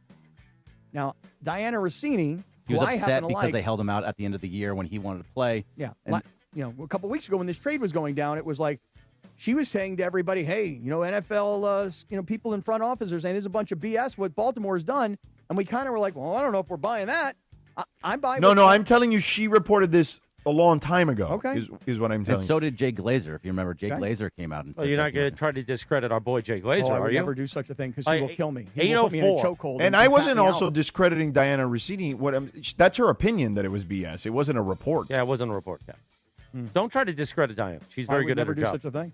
804 at KSPN Los Angeles, a Good Karma Brands radio station. It is a Windy Wednesday. Windy will join us at 8:30 through 10 a.m. when we do the YouTube hour. We can decide if we want to. Well, we should take a timeout, actually, so we can reset Lakers, get ready for tonight. And we can do more of the Raiders and Max Crosby. I think there's still meat on that bone, Cappy. I'd like to get back to some WBC as well. I don't know. I feel like we did enough. You do you? Unless we want to reset. I don't know that you had tons of layers on it, frankly. He said CC I after actually the really, Spanish call. I really wanted to play I don't the know what audio. you just said, Me Jorge. neither. He says that is I wanted to play the post-game interview, which I loved. I mean, the emotion was just pouring out of these guys, so I loved it. Well, we'll let Sedano decide. And right now, though, let's talk about our friends at Prize Picks. Ooh. I'd like to do that. Oh, listen, Prize Picks. If you want sports action in the state of California, Prize Picks is the place to be. Download that Prize Picks app. Use the promo code Cappy, K-A-P-P-Y. Your first $5 lineup gets you a $50 lineup bonus, and it's very simple to play Prize Picks. It's more. It's less. There's a stat projection for every player imaginable and every sport imaginable. You bundle a couple together, you can win cold, hard cash. Tell that Italian stallion of yours, Christopher. My uncle. I am on fire on Prize Picks, which means you should be following me on Prize Picks. You go to your profile, and you can follow lots of people. You request, I will accept, no problem. George, last night, a 2-pick power play. Shai Gilgeous-Alexander was on a Taco Tuesday discount. His more or less number was 34.5 points, rebounds, and assists. He got to 47. And I took Ronald Acuna Jr. last night from Venezuela to have more than half of a hit, run, or an RBI. He had one. It was a 2-pick power play. I wagered $30 to win $69. 1, 2, 3 in a row. 69, 60, 60. I've been a big winner on Prize Picks in the last couple of days. Make sure you're following me on Prize Picks and think about that early payout. Because if you're up and they're willing to offer you money and you can make profit, think about taking it off the table with the early payouts. Prize Picks, George. Let's all play together. Let's all win together. Make sure you download that app and use the code CAPPY, K-A-P-P-Y. Make that first $5 lineup to get $50 in lineup. Prize Picks. It's good to be right. 8:06 in the morning. Okay, 3 possibilities when we return in 3.5 minutes. We could set up Lakers-Rockets Part 2 tonight in H-Town. We could do more meat on the bone with the Raiders and Max Crosby, or what Cappy wants to do, more WBC. Those 3 options. Sedano will give you his decision and what we will do in 3.5 minutes from right now. The Sedano and Kap Morning Show. Change is in the air at LAX. Los Angeles International Airport's automated people mover trains are rolling soon as part of LAX's ongoing investments in improving your travel journey. The new trains will quickly move guests between all terminals. The new consolidated rental car center, metro trains and buses, and economy parking in 10 minutes or less. Departing every 2 minutes, they'll help approximately 30 million passengers per year. Learn more at lawa.org/ESPN. That's lawa.org/ESPN. Why do we grill to order at Waba Grill? Because it's just better for you. Our Asian-inspired menu has high-quality proteins that are healthier for you. Like hormone-free chicken, ribeye steak, wild-caught salmon, and shrimp. Introducing our new Chili Crisp Dumplings, a spicy twist on a Waba favorite. Bold, crunchy, and tossed, and fire. Chili Crisp. That's our new Chili Crisp Dumplings. Get them today, only at Waba Grill. It's for you. Hey Rams fans, it's your quarterback Matthew Stafford here. The Rams and United Way of Greater Los Angeles are excited to bring Walk United LA to SoFi Stadium this year on Saturday, May 9th. Join me and my family for the 5K walk run and help support our Los Angeles community. Registration is now open at walkunitedla.org, where you can sign up for Team Rams and learn more. Our team is only as strong as our city, and this walk is about uplifting all Angelinos in need. I can't wait to see y'all at the Rams house on May 9th. 8:08 in the morning. Good morning. The Sedano and Kap Morning Show on a windy Wednesday. Witness the first ever Fanatics Flag Football Classic this Saturday at BMO Stadium. Doors open at 11:30, kickoff at 1. Catch stars like Tom Brady, Joe Burrow, Jalen Hurts, and more in a high-energy flag football showdown, plus live entertainment and special appearances. That's the Fanatics Flag Football Classic this Saturday at BMO Stadium. Tickets are limited. Visit Ticketmaster.com to claim yours now. The Sedano and Kap Morning Show back in 2 minutes. Hey, it's Maze here for Cosm. And March Madness isn't meant to be watched. It's meant to be experienced. At Cosm, you're not just watching. You're in the game, wall to wall, LED, every dunk, every buzzer beater. You can lock into the tournament mode inside the dome. You will feel like you are courtside. Set it up with VIP all-inclusive food and drinks, and yeah, they'll deliver it straight to your seat. Or rally the crew in the hall with every game on all at once. March Madness lives at Cosm. Be there. The Subaru A Lot to Love event is happening now at Subaru of Glendale. Lease a brand new 2026 Subaru Solterra Premium CVT for just $288 a month plus tax for 36 months. One at this payment and TJ 001308 MSRP $40,556. $2588 due at signing. $288 a month plus tax. Call 888-855-6434 or check out SubaruofGlendale.net. 10,000 miles a year. Model code TED-12. Subaru Motors Finance lease rates extended to well-qualified buyers with above average credit. Subject to credit approval. Not all buyers may qualify. This college basketball tournament moment is brought to you by Marriott Bonvoy. You got to take one game at a time and go up there and try to play our best and hopefully get a win. In the 2003 NCAA tournament, junior guard Dwayne Wade led third-seeded Marquette on a magical run to the Final Four. In the Elite Eight, Wade scored 29 points, grabbed 11 rebounds, and dished out 11 assists as he carried the Golden Eagles to the upset win over one-seeded Kentucky. Marriott Bonvoy, where game day checks in. Evan Cohen here. Game day brings the excitement. Your stay should feel just as memorable. With Marriott Bonvoy, official hotel partner of the NCAA and U.S. Soccer, you're connected to a portfolio of brands designed for how you travel. Some offer complimentary breakfast, others give you room to spread out, space to stay productive, or extended stay comforts. So whether you're a traveling fan or part of the team, Marriott Bonvoy celebrates the moments that live on before and after the game. Marriott Bonvoy, where game day checks in. Hey, this is Rich Eisen. You're starting your day with the Sedano and Kap Morning Show on ESPN LA. Don't forget my show. The Rich Eisen Show is coming up this morning at 9 on 710 ESPN and the all-new ESPN LA app. Now, back to the Sedano and Kap Morning Show. 8:11, good morning. The Sedano and Kap Morning Show on a windy Wednesday. Happy 56th birthday to this young lady singing, Queen Latifah. Does an amazing job with the Barbara Lewis song, Hello Stranger, with a homie record. Oh, what? yeah. Hello Stranger? Yeah. This is a classic song that a lot of my people. A lot of homies dedicate back in the day. Nice. With my pops and Art LeBeau. Hey, send Hello Stranger out to Laura in West Covina from Jorge and Walnut. Come on. That's old school, Jorge. And Jorge says, Hello, stranger. It's been a mighty long time. Maybe we could get together for some pozole, a little Don Julio, and just see where the night goes. Yeah, you don't want some albodangas? You want pozole? No, the albodangas is later. And then she'll say, maybe next week because I have anginas right now. All right, we got 50 minutes to go in this hour. We got Windy coming in, and we've got 4 live reads. So let's have some fun this hour. Right here on the Sedano and Kap Morning Show. Now, I posed 3 possibilities. Let's hear them again. Lakers, Rockets, we set the table for part 2 tonight in Houston. That's door number 1. Max Crosby, more meat on the bone with the Raiders-Ravens story. Door or number 3, WBC. Now, let me ask you a question. What time is WBC? What time is Windy coming? 8:30, and he'll be with us till 10 a.m. Okay, then let's just wait for the Lakers till 8:30 when Windy comes in. So then it's got 2 doors left. Okay, 2 doors, George. WBC or Max Crosby Raiders bone? I want to talk about the WBC for a second. Wait, hold on. You want to talk about the WBC? Now, Chris has been downing on the WBC. Not downing it. I just thought you don't have a lot more layers left. Well, you don't have a lot more in your chamber for this one. So let me ask Bergie a question. Sure. I don't feel like Will Smith is getting enough grief for what I thought was a pretty poor throw to second base on that steal that ended up being the winning run. Oh, I thought you were going to talk about how he got hit on a pitch that he swung at. Well, there was that too, but I'm talking about in the late game scenario. Yeah. That was not a great throw. It was not a great throw, and typically Will Smith is very good at that. He's one of the Correct. best at throwing out runners.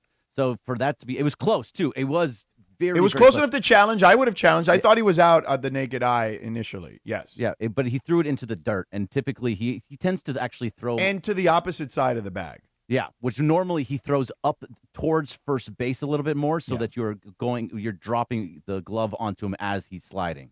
Yeah, that was the tough part. Like when once that happened, you're kind of like, uh-oh. You know what I mean? Like that, because to your point, when he is a guy that rarely makes that kind of mistake, that's when I started to feel like, oh, this is not going to go their way. But they still had the bottom of the ninth. They still had their opportunities. No, agreed. But Eugenio Suarez came up and had a monster hit, okay, in the gap in left field. And Cappy, you mentioned the postgame stuff. Yeah, that's what I wanted. I thought Eugenio Suarez. It was unbelievable. His walk-off interview, I mean, all of them were very good. You could tell the passion involved in that. But I thought Eugenio Suarez, his interview with Ken Rosenthal, it was incredible. Was phenomenal. Here's why. I just want to set this up for everybody. Listen carefully to the questions that. Well, hold on a second. Something happened in the back.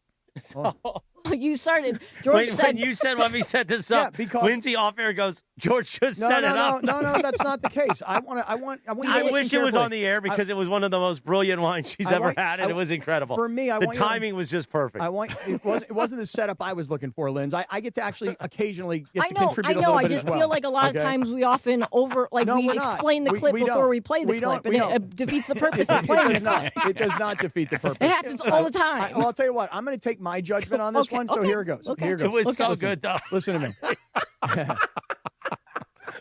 Hold on. I want you to hear that. I want you to listen carefully. Listen to the questions, and then listen to how the answers have nothing to do with the questions. And here's why I loved it so much. Because the emotion is just pouring out of this guy, and you feel how much it meant to Team Venezuela. That's my setup. George, you have anything else you'd like to contribute? No, go ahead. Okay, I'm going I don't even remember what I said anymore. Much more intently now Thank that you have Lindsay. said that, Cappy. Thank you. Can you describe what this means for your country? I mean, what can I say about this? It's amazing. God is good.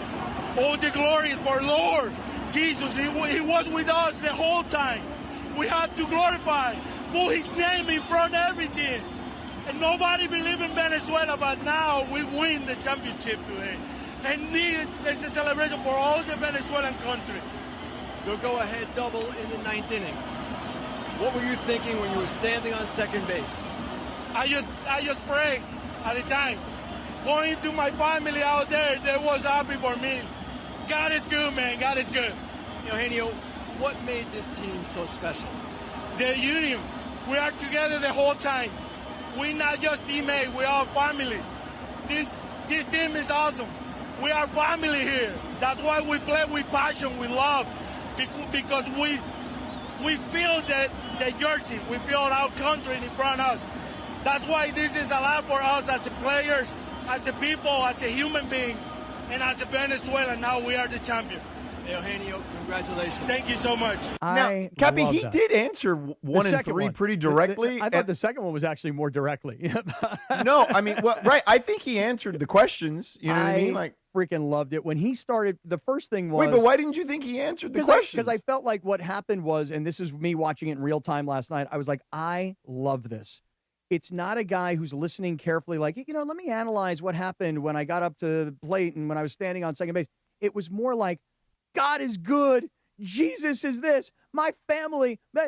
Like, to me, it didn't matter what Ken Rosenthal could have said. Ken Rosenthal could have said, talk. And he would have just said the exact same thing. He was just, the way he just was emoting the passion that he played with, that his team, they gave off a vibe, especially in the post-game interviews, like, we were doing this for our country, for our people. And by the way, I don't really know a lot about politics, but if you know anything about what's been going on in the world, long before what's happening now in the Middle East, there was what was happening down in Venezuela.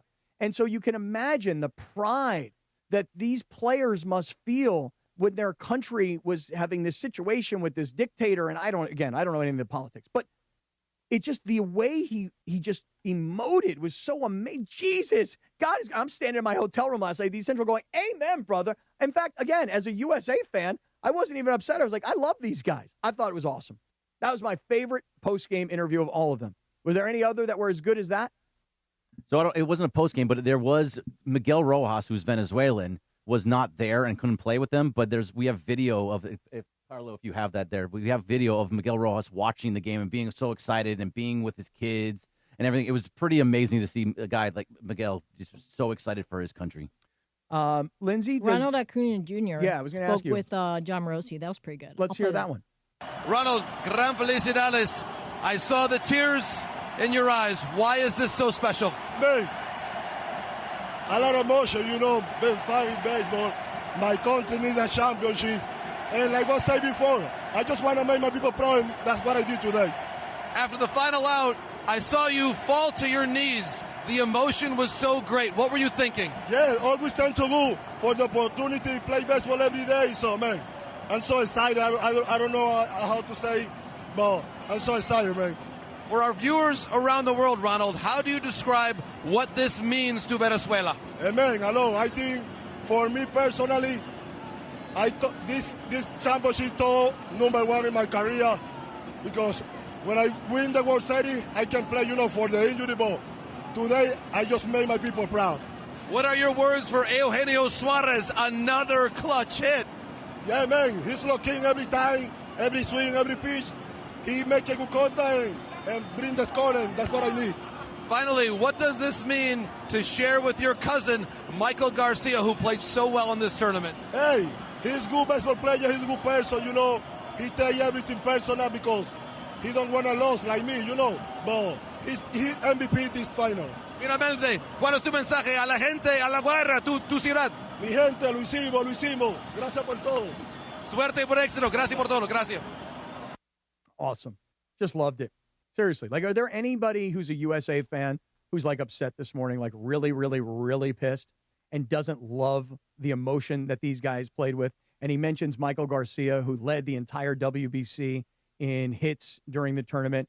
I mean, how could you not love those guys? How could you not love, how do I say his name? His first name, Eugenio? Is that Eugenio. Eugenio Suarez? I said, if I have a child, I'm naming him Hold on, that. wait. There's no no. It's not Hebrew, Cap. Wait, he's not Hebrew? No. Eugenio? Eugenio. Eugenio. Whoa, hold on a second here. Say it one more time, Sedano. Eugenio. Eugenio. Now you say it, Briones. Eugenio. Eugenio. I don't hear it the same. No, it's Eugenio, but I'm trying to make it easier for you by making it more phonetic, syllabic. Syllabic. I want to say Eugenio. I thought you were going to call him Eugenio. Call him Suarez. No, I would have called him Eugenio. Yes, I would have thrown in the E or at the end, the I. Eugenio. I like that a lot. Eugenio. It's a beautiful name. Yeah. I thought that guy was awesome. God, he was great. I'm going to be following Eugenio Suarez this year with the Arizona Diamondbacks. Whereas if you would have said to me a week ago, who's Eugenio Suarez and who does he play for? I'd be like, I don't know. But now I do. And I'm going to be watching that guy and following that guy all year long. I'm psyched about that guy. That was awesome. I love that post-game interview. You better start watching the Reds then. Okay, is that where he has it now? He's in Cincinnati. He was on the Diamondbacks. Okay. He got traded up to the Mariners, and then he signed with the Reds. Okay, very good. Thank you. I'll tell you, so I feel like it is worth that we did the WBC. Yeah. So then Windsy could missile you, and then Bergie could end it with another missile. I didn't missile you. It was very good. Way to missile Very me. good. By the way, Cappy, it is his second stint with the Reds. Okay. The Big Red Machine. Do they still call it that? The Big Red Machine? No. They're no good.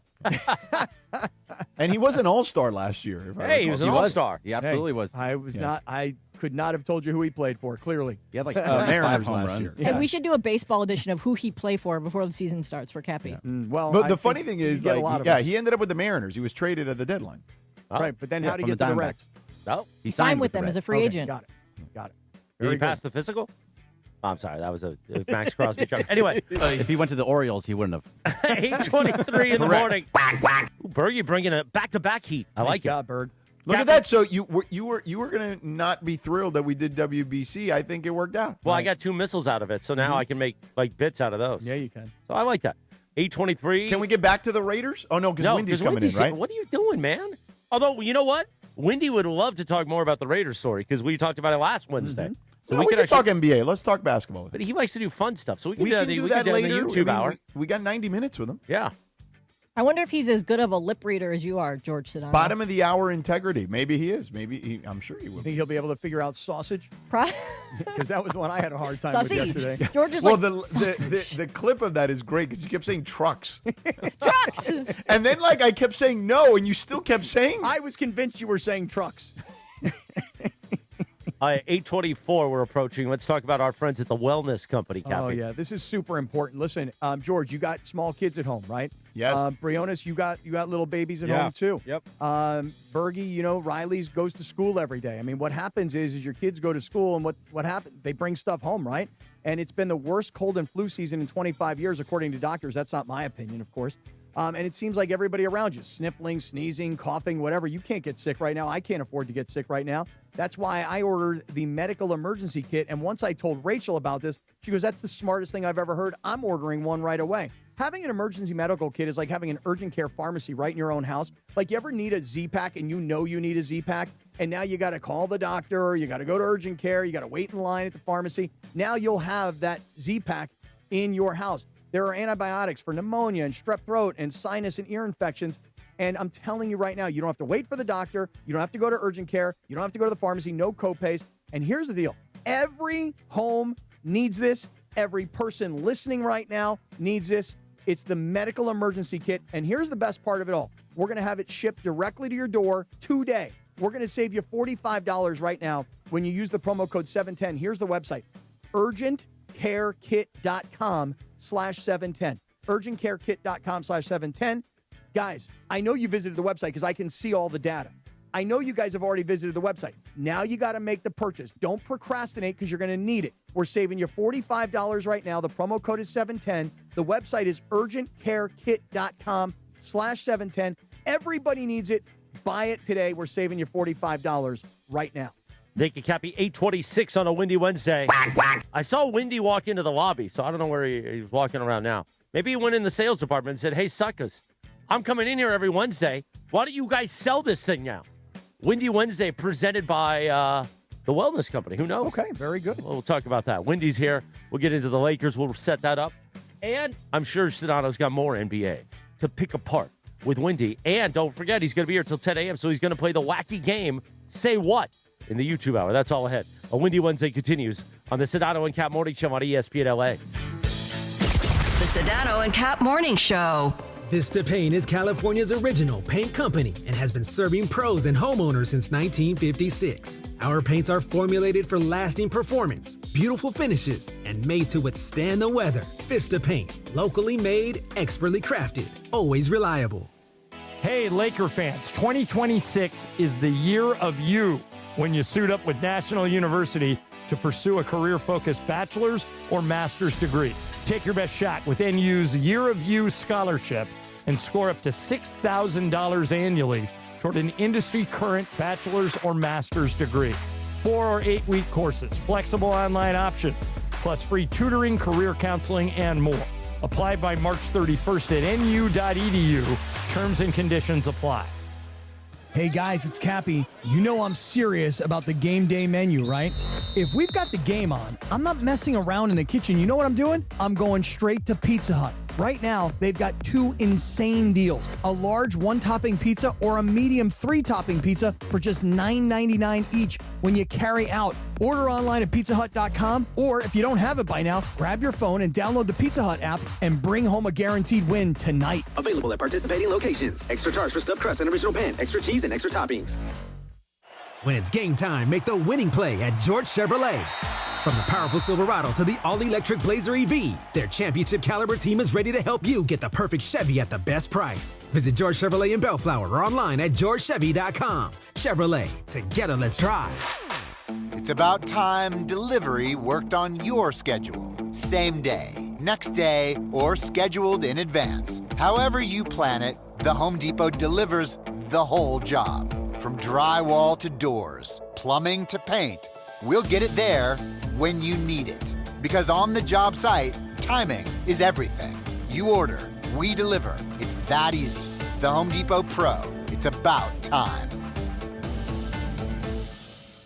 Evan Cohen here. Game day brings the excitement. Your stay should feel just as memorable. With Marriott Bonvoy, official hotel partner of the NCAA and U.S. Soccer, you're connected to a portfolio of brands designed for how you travel. Some offer complimentary breakfast, others give you room to spread out, space to stay productive, or extended stay comforts. So whether you're a traveling fan or part of the team, Marriott Bonvoy celebrates the moments that live on before and after the game. Marriott Bonvoy, where game day checks in.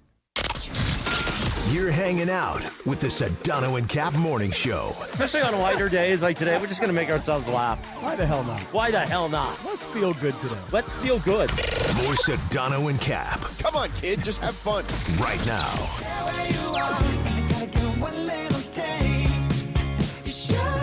8:29, good morning. The Sedano and Kap Morning Show on a windy Wednesday.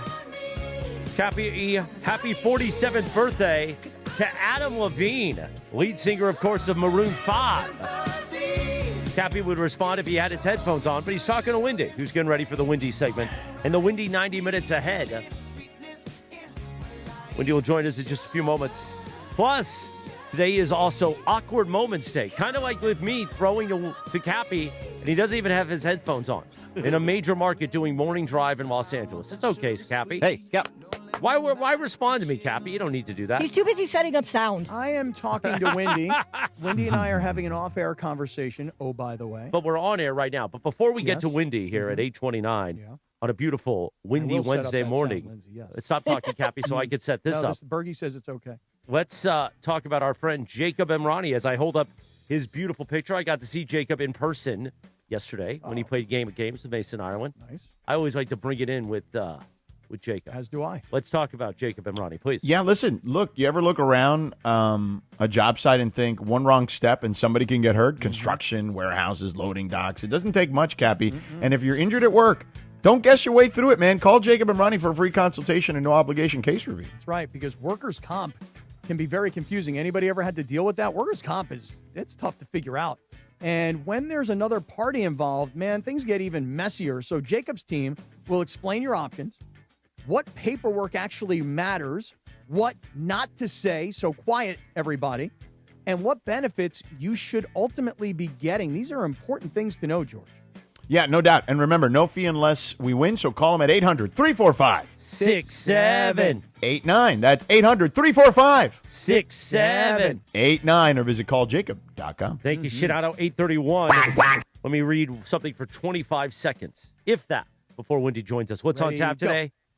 Can you stop stepping on me today? No, you step all over everybody. Ready? But I'm trying to streamline things, and you're just getting in my way. Well, now you're streamlining or getting in your own way. What's on tap today on ESPN LA? The Lakers remain in Houston for another matchup. The Toyota Lakers countdown with the tip-off with Beto Duran starts at 5 p.m. with tip-off at 6:30. Hear it on your afternoon drive on 7:10 a.m. or in crystal clear digital audio on the all-new ESPN LA app, brought to you by Michelob Ultra, a superior taste worth playing for, the official beer sponsor of the Los Angeles Lakers. Please enjoy responsibly. Here he is, my Colombo brother, the one and only Ryan Windhorst on a windy Wednesday. Good morning, Windy.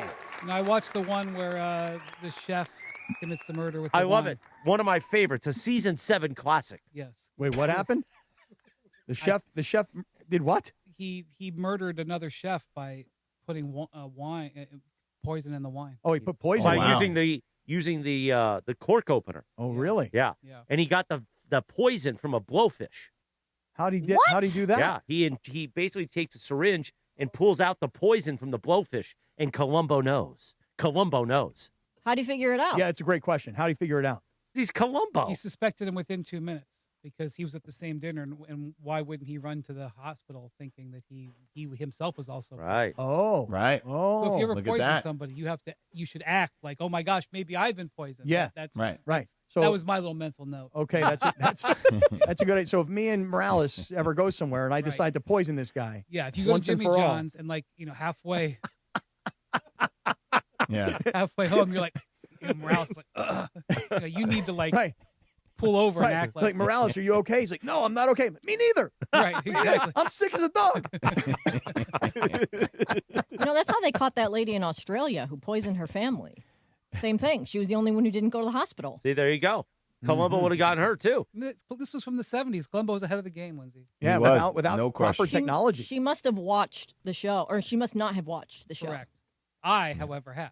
Yes, So you have. So I'm you know. prepared And for this passing off great eventuality. advice already today. Yes, thank you. Hey, Wendy, George, I'm going to start if you don't mind. I'm just going to jump right in. Wendy, will you please explain to George and Lindsay now that the Lakers are easily going to win the NBA championship? Oh, Go ahead. stop. Go ahead. Do you Explain think they'll do it in 4-4-4-4, or do you think one of the series will go to 5? No, they're going to sweep everybody. They're going to the finals, and they're going to win no problem. I will tell you that the other night when it got to being a I don't know what the score was with 5 minutes left. Mhm. I was like, you know what? I'm going to turn on, because I went to the Clipper game and I left at half. Did you see George there watching the game on Rich Paul's phone? I did not. This was Saturday night, by the way. No, this was Monday. Oh, okay. Victor, Lindsay, Victor. Sorry. I actually left in the second quarter because the Lakers were at half and I wanted to see the game. But when it got to be 5 minutes left, I was like, you know what? I'm going to turn on the Clippers because I know how this game's going to end. What did you think was going to happen? Well, the Lakers are the best clutch team in the league, and the Rockets are not the worst clutch team, but among the good teams, they're the worst. Mm-hmm. And so I was just like, well, I guess we'll find out what the details are, but I know this is going to go. And if it happens again tonight, quite frankly, if the Lakers' goal for tonight should just be get the game to the last 5 minutes, because you'll obviously won't happen 100% of the time, but you'll outplay them on balance. The Rockets are going for tonight's game because they sat Şengün on Monday, and they're bringing him back tonight. And I'll tell you that, I wouldn't say this if they lose the next 4 on the Strip, but in my view, if the Lakers win tonight's game, this road trip's a success. And if the Rockets win tonight's game, they can call it a huge success because the tiebreaker's on the line tonight. Tonight's a double game. Counts as 2. You get the game in the standings, and you get the tiebreak game. So this is a hugely important game. I'd argue this is the most important game of the season to this point for the Lakers. There'll be bigger ones. A must but this win. is worth double points. And if the Lakers go 2-0 in Houston, push Houston basically 3 games back because you pick 2 games up plus the tiebreak. Look, they're going to lose tomorrow night anyway. Like, I don't see how they're – I guess it's the NBA, so, you never assume anything. But they're playing – George, what time's the game tonight? 6:30. Correct. 8:30 in Houston? Yes. 9:30 in Miami. So they play at 9:30 in Miami tonight. They're going to play this game tonight. Whenever they get out of Houston and get to Miami, what, George, 4 in the morning? They're not winning tomorrow. So right, and if you listen, so it's funny. When they get to Miami, they may not go straight to the hotel too. That's also part of the equation for most teams when they get there, even at 4 in the morning. Come on, you're kidding me. Well, the deal that you normally make there is, they're not rushing to Orlando. So you say, we're going to stay an extra night in Miami. Right, because they've but got they, Friday but they have night. these clubs now, George, where they're open 24 hours a day. Oh no, they've had those for many, many years, even when I was a youngster. So yes. Let me just get this straight, because honestly, you're telling me something I don't know. You're going to tell me that the Lakers are going to play this game tonight in Houston. Yeah. They're going to fly to Miami and land at 4 o'clock in the morning. And rather than everybody going to the hotel and passing out. He's making a joke. That's not what he's actually saying. I don't know. Doesn't Luka like clubbing? Well, I'll say this. I'm not saying the Lakers will do that. And also, but Cappy, there's plenty of stories that players have told years later about arriving in Miami and just not. So I'm not going to tell you what this. Let's just say, not the Lakers. Some other team, could arrive in Miami at 4 in the morning. And why go to bed at 4 in the morning? You could just easily go to bed at 11 in the morning, and because you're not doing anything as a team until the game. Right. In theory, Cappy, I'm not saying that the Lakers would do this. Okay. But right. In theory. All right. Yeah. I will tell you that I was told a story by a former head coach recently, actually, about when he was an assistant with another team, and they had a trip to Miami, and he said that 2 of the star players did not get on the bus because there was a limo waiting for them on the tarmac to take them away. I believe that. Absolutely, without question. And not only that, sometimes when a team has an off night in Orlando, the players don't spend the evening in Orlando. Oh, no, they just go to Miami. You mean they don't go to Disney World? Well, Keyshawn used to tell us all the time, when he played in Tampa, their off nights in the NFL were Tuesdays. They're off days. So on Monday nights, him and a bunch of his teammates would head over to Miami from Tampa to go party. I will tell you guys. Sometimes farther away than Tampa. Yeah, I will tell you guys a great story. And I'll wait until the 9 o'clock hour of an NFL team landing in Miami and telling me to pick a couple of guys up at the airport and take them to a party before they had to be back at the team hotel. And I was on the team bus waiting for these guys. It's a whole long story. But All I'm going to tell you is when the schedule came out in August, Mm-hmm. I knew the Lakers were very likely losing tomorrow's game. Okay. And not only is it a tough I don't care if you're coming from Orlando just to Miami, but when you're coming from Texas, in other words, you're losing an hour. Mm-hmm. Okay. You're losing every time you go west to east, you lose the hour. Plus, it's the late national television game. So it's not a 7 o'clock start in Texas, 8 o'clock in Miami. You're in the air by midnight Miami time. You're in Miami by 2:30 in the morning. No. It's an 8:30 because it's the second national television game on ESPN. George will be hosting Countdown tonight. You definitely got to watch. I will be watching. But the Lakers are getting out of Miami. What time, George? What time do we think they're? What time do we think they're going? Getting out of Houston tonight? I'm sorry, going out of Houston. So if it's an 8:30 tip, the game will be over by 11. They got to do their pregame. That'll take at least postgame. Excuse me, that's 2 hours. So now we're talking by the time they get to the airport, probably closer to 1. All right, they'll take off. That's 2 in Miami. Let's say 2.5 hour flight. Right, they land in Miami about 3:30, 4 in the morning. Okay, yeah. So even if you're just going to bed, you're going to bed 5 a.m. around dawn. Yeah. Okay, and you're playing tomorrow in Miami. Mm-hmm. It's a ridiculous schedule. Yeah, this is so stupid. They're losing this game. Yeah. Okay, so all the more reason why tonight is very important. When you say they're losing the game in Miami, just real quick, Probably. But do you think okay, LeBron? We talk all season long about back-to-backs. It would be insane to play LeBron tonight. Right. It might even be insane to play some of the other guys. I mean, I'm not saying everybody's going to sit, but might other guys sit? I'm just saying to you, if the Lakers win tonight, Yeah. I am declaring the entire road trip a success. Now, Okay. if they go and they lose in Indiana next week, then Mhm. we're going to have a different conversation. Okay. Right. But they take 3 games off of Houston. The reason I keep saying 3 is you get the tiebreak, you get an extra game. It's Mhm. like taking 3 games.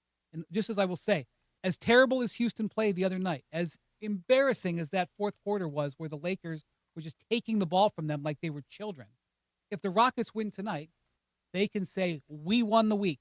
And you say, well, it's 1-1. How you can say you won the week? Nope, because they get the tiebreak. So I will, again, say this is the most important game of the Lakers season to this point. There will be bigger ones, but to where we are, March 20th, whatever it is, this is the whatever today. It is the 18th. 18th. Mhm. This is the most important game so far. All right. So, George, last time we had this conversation with Wendy many, many weeks ago. And at that time, you had a couple of comments. One was the Lakers are not as good as their record was at the time. Yes. And the second thing that really stands out to me is that Luka, Austin, and LeBron on the floor together, at the time, there was about 200 or so minutes. Yep. And the stats and data all said the 3 of them don't work together. That's right. My question to you would be this. Has the conversation changed Yes. from then Yes. to now? And if so, you're saying yes, explain. Well, for the longest stretch of LeBron has taken 15 or fewer shots in 7 straight games. Not only has that never happened before in his career, it's never happened for more than 4 games. Okay? And you know what's happened to his shooting? It's gone up. And his scoring has gone down a little bit, obviously, because he's shooting less, but he's still averaging like 19 a game. But his field goal percentage is up. The whole Way up. team's field goal percentage is up. Okay.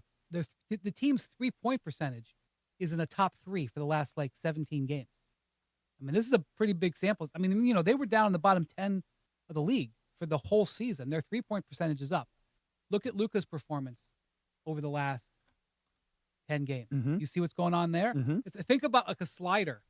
Like you slide Luka up and LeBron sort of slides down a little bit, and all of a sudden things start falling into place because they're fitting together better. And yes, LeBron is giving more effort on defense. He's trying. I still think the Lakers are going to be defensively challenged because they're still, I think that's a good, but their defense has gotten much better. They're playing more zone defense.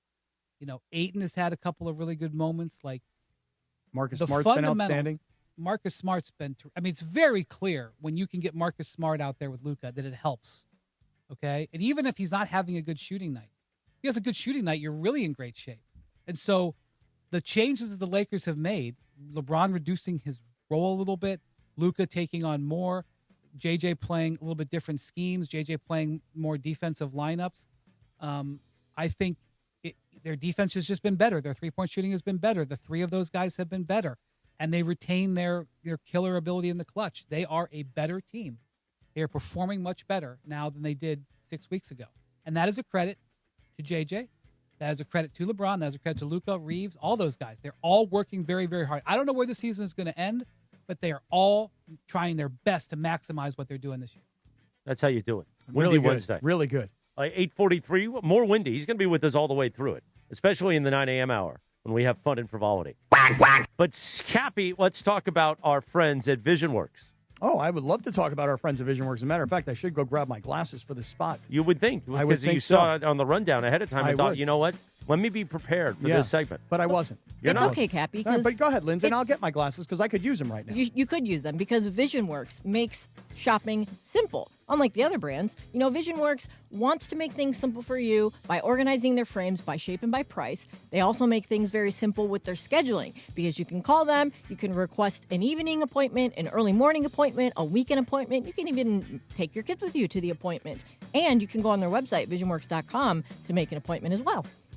I actually love having glasses now because I always now understand why Bryant Gumbel used to take his glasses on and off all the It's time. a great prop in meetings. It really You just is. take your glasses off. Like, guys, what are we doing here? Right, it's so nice. What are we doing? Right. What are we doing? I want to explain to everybody that when you get an eye exam, and I've talked about this a lot, it's not just about your vision. Because, yes, the eye doctor is going to say, hey, can you see that top line, A, B, C, D, E? Can you see the last line, X, Y, Z? But it's not just about your vision. It's about the possibility that maybe something's going on that you haven't thought about, so you can catch these early things like glaucoma, diabetes, hypertension. That's what annual eye exams are for. It's not just your vision. Here's the thing. Everybody's doing this. See Bergie? He's got glasses from VisionWorks. My girlfriend Stephanie got glasses from VisionWorks. My uncle, the Italian stallion, he's got them. Saturday, mom and dad, they're going to the VisionWorks in Fullerton. Yeah, they might get down in the eye exam room. I already prepared them. Listen, let them get down.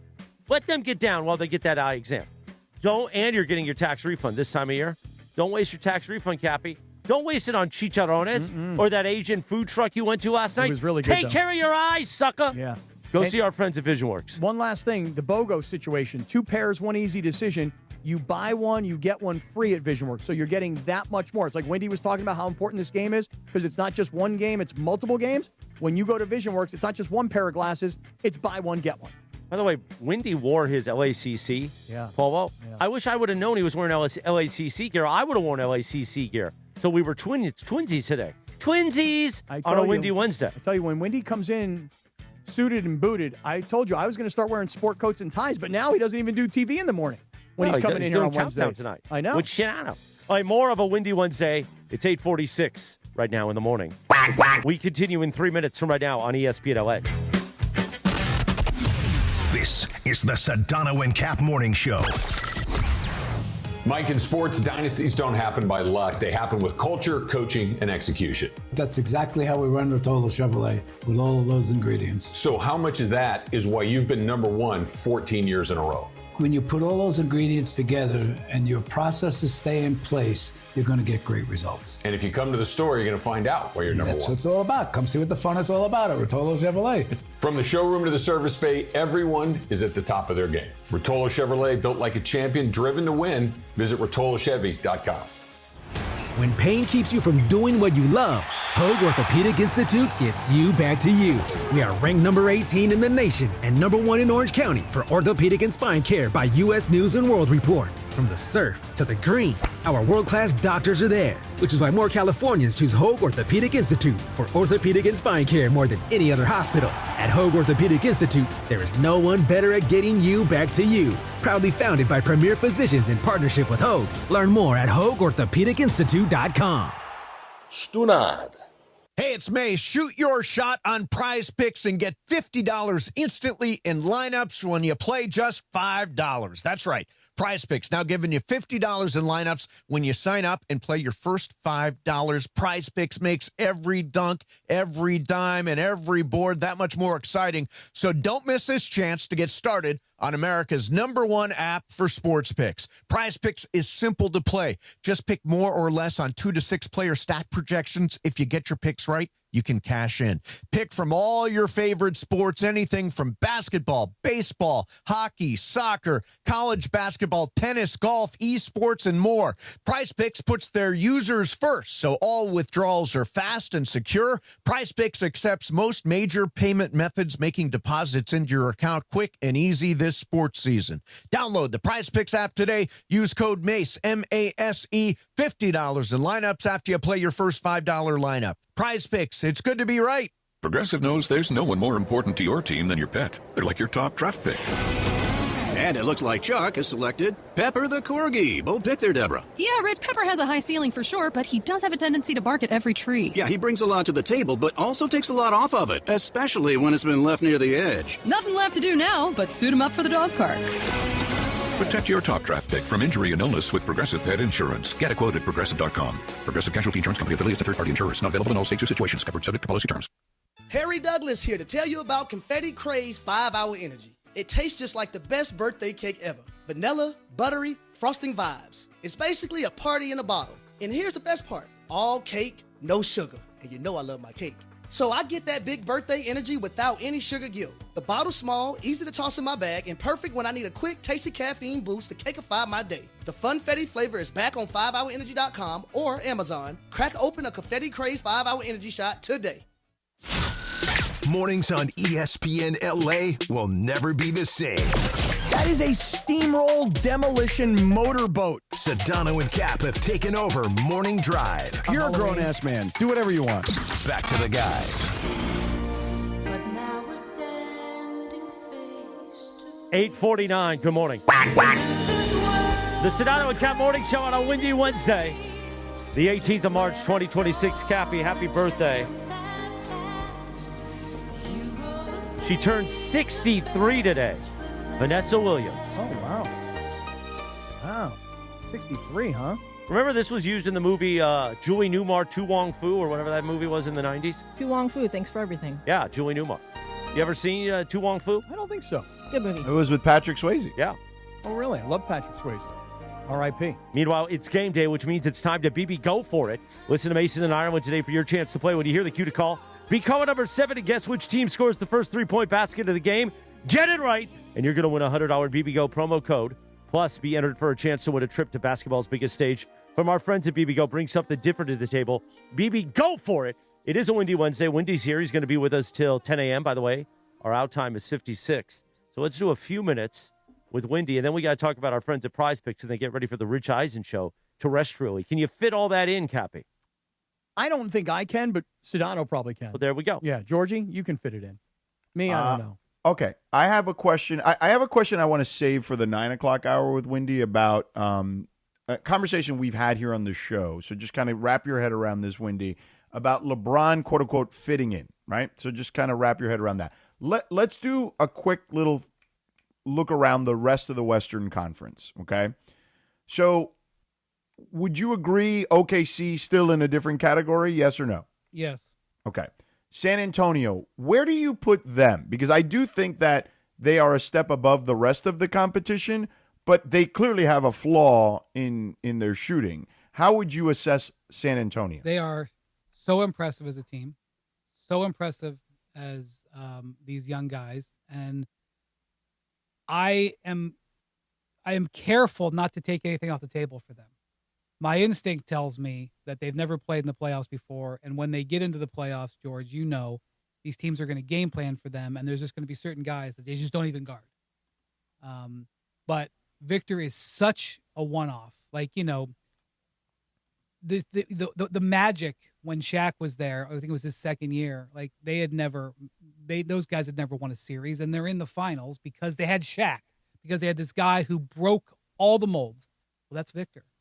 So I'm very careful to say that I don't think that they can win it. I think they can. I think, you know, if I had to put percentages on it, I would put, you know, 65% Thunder, 20-ish% Spurs, maybe 60-30, 5% Nuggets, and 5% other because it's the NBA.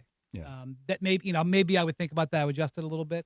The Thunder, to me, are the strong favorites. Beating them 4 out of 7 is going to be hard, especially if they get their full team back, which they may not. But yeah, that's the way I see it. What about Denver, though? They clearly don't look the same. They're just getting their whole group back, though, so they still have a little time. But how do you said 5% for them, but what has to go right for them to make it work? Well, first off, let's just admit they should have won this game over the weekend. I tried to explain that, but nobody bought that for me. Great win by the Lakers, amazing, incredible, but miraculous at the end. Like, if it was a playoff series and it was Denver at Lakers, most likely that's going to be 1-0 Denver. In that, let's just say that was game 1, because I saw JJ said it was going to be like, we're going to play it like a playoff game. Mm-hmm. Probably should have been 1-0 Denver. Now, maybe the Lakers come back and make it 1-1. I'm just saying, because the thing about that game, Aaron Gordon, looked really good. Like, if the takeaway from somebody in my job, like, people are watching that game going, oh my God, what a finish. You know, I loved the slow motion. Some people ran. You remember how the NBA used to do that? Where they would play like the piano music and everything was like slow. I was watching the footage of like when Reeves pulled off the missed free throw. Like, the crowd around the court was just like delirious. It was so fun to watch because it was such a crazy play. Yeah. All that is awesome. In my position, I'm like, boy, Aaron Gordon looks good. Aaron Gordon made a lot of shots. Like, that's the type of player that they need. Jamal Murray played one of the worst games he's played in the NBA. Okay. So I still think Denver is dangerous, assuming they can get everybody healthy. I actually think Jokic, for a month played for him C+ basketball, and I think he's starting to play more B basketball for him. If he gets to A-level basketball, it's going to be a challenge. So I think Denver is still dangerous. All right. Windy Wednesday continues. We keep rolling. The Rich Eisen Show terrestrially at the top of the hour. We continue on the app and on YouTube. Cappy, let's spend 60 seconds talking about our friends at Prize Picks. Oh, let's do it. George, you want to get us started? Because I got to brag about my wins. Sure. Listen, Prize Picks is the place to be. Download the Prize Picks app. Use the promo code CAPPY, K-A-P-P-Y. Your first $5 lineup gets you a $50 lineup bonus. It's very simple to play Prize Picks. It's more, it's less. There's a stat projection for every player imaginable and every sport imaginable, and you can bundle a couple of those together, and you can win cold hard cash. So, again, you got to be on the lookout for specials, special deals, max discounts is what we call them on Prize Picks. So yesterday, I had a Taco Tuesday play with Shai Gilgeous-Alexander, and his number was discounted to 34.5 points, rebounds, and assists. He got to 47. I took Ronald Acuna Jr. last night to have more than half of a hit run or an RBI. He had one. That turned into a $30 two-pick power play for $69. I'm 3 for 3 here this week. Follow me on Prize Picks. Download the Prize Picks app. Use the code CAPPY, K-A-P-P-Y. And, George, let's play together. Let's win together on Prize Picks. Prize Picks. It's good to be right. I'm impressed, Cappy. You sped up. I appreciate that. Yeah, you're welcome. Because that was looking to be a 3-minute read. Good job. We'll see Under you 60, pal. on the other side as a Windy Wednesday continues on the Sedano and Kap Morning Show on ESPN LA. This is the Sedano and Kap Morning Show. Hey, Laker fans, it's time to team up with National University for an affordable, achievable bachelor's or master's degree. Choose 4 8-week courses and call timeout anytime. You need free tutoring, career counseling, and more. Plus, NU has a generous transfer credit policy and offers year-round enrollment. Best of all, our Year of You scholarship awards up to $6,000 annually toward an industry-current bachelor's or master's degree. Apply by March 31st at nu.edu. Terms and conditions apply. Hey, everybody, it's Cappy, and I know that a lot of people around are getting sick right now. You are not imagining this. It's real. Doctors have said this is the worst cold and flu season in 25 years, and it's not over. And listen, I was just away visiting some friends up in Mammoth, and everybody was coughing and sneezing, and I don't know about you guys. I can't get sick. I'm sure you can't get sick. So now what I've done is I've ordered a medical emergency kit. Now, when you have a medical emergency kit, it's like having an urgent care or a pharmacy right in your home. No waiting for a doctor, no hours at urgent care, no lines at a pharmacy, no copays. I'm telling you that you get things like a generic Z-Pack to help you get well faster and handle what are really a bunch of common and in some cases more serious illnesses. But let's get you and your family to have this care kit in your home. Every home needs at least one medical emergency kit. Order yours online in just minutes and it's shipped to your door immediately, and we'll save you $45 when you use our promo code 710. It's urgentcarekit.com/710, urgentcarekit.com/710, and you're saving $45. The Loan Exchange is proud to introduce the Free Closer, a jumbo 30-year fixed loan up to $3 million. With no closing costs, you could save around $40,000 in fees like points and appraisals that many lenders charge on a $2 million loan. Today's 30-year Free Closer rate is 5.875% rate and APR. That makes refinancing simple. The only question is whether it lowers your payment without increasing your balance. And if rates drop again, you can do it again and save even more. Today's 30-year Free Closer rate is 5.875% rate and APR. If your mortgage rate is over 6%, it's a total no-brainer. Why pay to close a loan when you can exchange it for free at theloanexchange.com? NMLS 1637539. Loan subject to credit approval. See website for licensing information, loan terms and conditions. Equal housing lender. That's theloanexchange.com. Theloanexchange.com to exchange higher payments for lower ones. John Ireland here, and when it comes to vodka, I like a winner, and Blue Ice Vodka delivers America's largest potato vodka. Double gold rated, just 64 calories an ounce, and made from Idaho potatoes. Clean, smooth, no additives. Blue Ice Vodka, vodka with standards. I'm Boomer Esiason. My mom died from cancer. She was only 37 years old. She didn't have life insurance, and that was devastating for my family. That's why having life insurance is so important to me. Ethos makes it fast and easy. Get a quote in seconds, apply in minutes, and get same-day coverage. You can get up to $3 million in coverage with no medical exam. Get your free quote at ethos.com/play. That's ethos.com/play. Paid spokesperson. Time spent on application may vary. Online health questions required. Adam Schefter here. It's tournament time, when only the most talented teams survive in advance. And whether you're cutting down the nets or cutting through resumes, one thing's clear. The best teams are built with the best people. If you're hiring, you need ZipRecruiter. Their smart matching technology finds qualified candidates fast. You can add screening questions to get the right applicants and even filter to see who's recently active. Score the best for your team with ZipRecruiter. Try it for free at ZipRecruiter.com/sports. That's ZipRecruiter.com/sports. The home of the Lakers. And now the home of the Rich Eisen Show. Weekdays 9 a.m. to noon. KSPN Los Angeles. A Good Karma Brands radio station.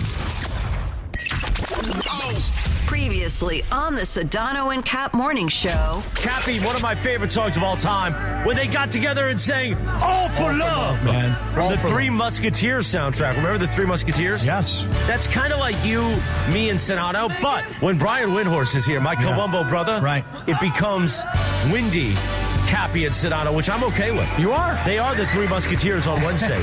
Good morning, Brian Windhorst. Where would Brian Windhorst be in line at your wedding to dance with you? To this song, Morales. I want to dance with you to this song. Let's do it. Yeah. There you go. Wow. We won't look each other in the eye.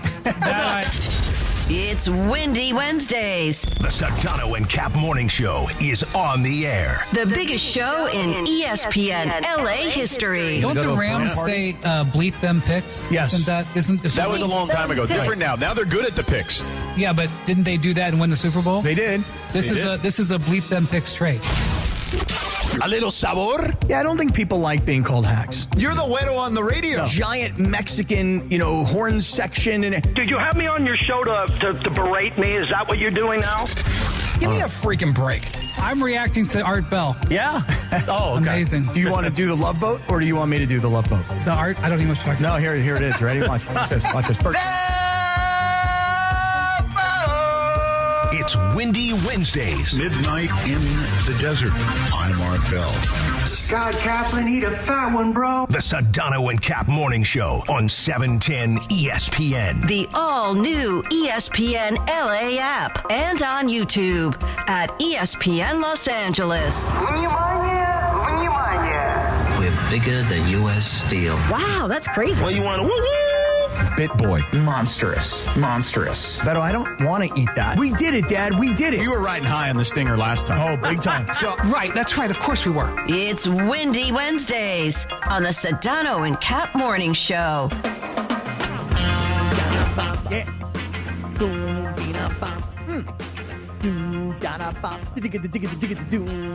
9:02 and 15 seconds. Good morning. The Sedano and Kap Morning Show on this 18th of March. A windy Wednesday, as you heard there. Cappy, you ready to do it? Well, I want to offer Wendy the opportunity. I'm always willing to give our guest. Are you sure?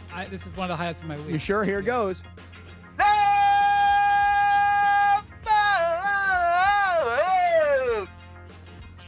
You know how much I love that Art Bell thing, Morales? Like, I go back to my my teenage years. Welcome to, I can't do to the high desert. Yeah. The kingdom of Nye. Now, when you were growing up in Ohio, you grew up in Ohio, right?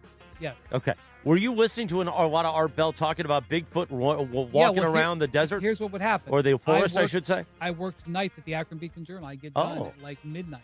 And I would drive home 20, 25 minutes out to Kent State University. That's where I went to college. And Art Bell would be, we didn't have podcasts. We didn't have satellite radio. We had WTAM 1100. The Big Torch, 1100 a.m. 38 states and half of Canada, I used to say. And in the winter, you could get 760 out of Detroit. WJR. WJR, the great voice of the Great Lakes. Yeah. Anyway. Mitch Albom does. I still think he does afternoons there. Anyway, he'd listen to Art Bell, and he would do, you remember the reverse speech? They would bring this guy on, and he would play. He would take some politician's, speech or some famous celebrity person's speech, and he would reverse it, play it backwards, and he'd be like, "Here's where he says he's plotting to take over the world," and you'd hear, and he would say to you what he was hearing. I was like, I don't hear that. The secret messages. What did they call that? Right. Well, that's when we used to play records backwards. We used to turn them backwards. The Beatles, right? Right. Oh, listen, they're praying to the devil, and then you play the records backwards. But this guy was brilliant. He was, he had this whole thing. He would set up he was probably in the back of some trailer park out in the middle of the desert. Mm-hmm. But the way he sold it, he is, on this, this magical land in the middle of, the kingdom of Nye. I was fascinated. Let me ask everybody a quick question. We'll come back to the NBA in 1 second. George, as a kid, how old were you at this time? You're like 17, 18? I was in college. I was, 19, 20. Okay. All right. For me, I will tell you guys this. I used to go to sleep at night. This is probably the early 80s. I'm like 13, 14 years old. Dr. Ruth was on the radio. And this was at night. And I would go to sleep at night with the transistor radio by my bed, listening to Dr. Ruth talk about sex with people. George, how old were so you? that explains why you're so screwed up. Yeah, I was maybe 13, 14. Yikes. Yeah, I know. I wasn't even allowed to watch The Simpsons at that time. Yeah, but my parents were like, they didn't know. I was in my bedroom. And my father was getting into sports radio. This is early when there wasn't really a sports radio station, but they would have like one sports radio show. And my dad would yell from the other end of the house, "Turn on 560. I'm going on the radio." And my dad, they go, "Let's go to Charlie right now. He's standing by. And Charlie, what do you think about the Dolphins?" And then my dad would go on the radio, and I'd be listening in my bedroom. And then I'd call my dad. I go, "I'm going on next." And so I was calling into the call-in lines also. So early days. I thought you were calling into Dr. Ruth. No, I didn't get into Dr. Ruth, but I would listen to Dr. Ruth. George, did you have somebody on talk radio that, is, for me, it's Dr. Ruth. For you, Wendy, it's Art Bell. George, did you have Jim that? Rome, too. I was big into Jim Rome. Honestly, if we're being straight up honest, I used to listen to a guy named Ed Kaplan back late at night because he had like a very soothing voice. Yes. And then after that, it would be, I'd always doze off with an alarm clock radio. That's how I would listen because I'd keep it low enough where my parents couldn't hear.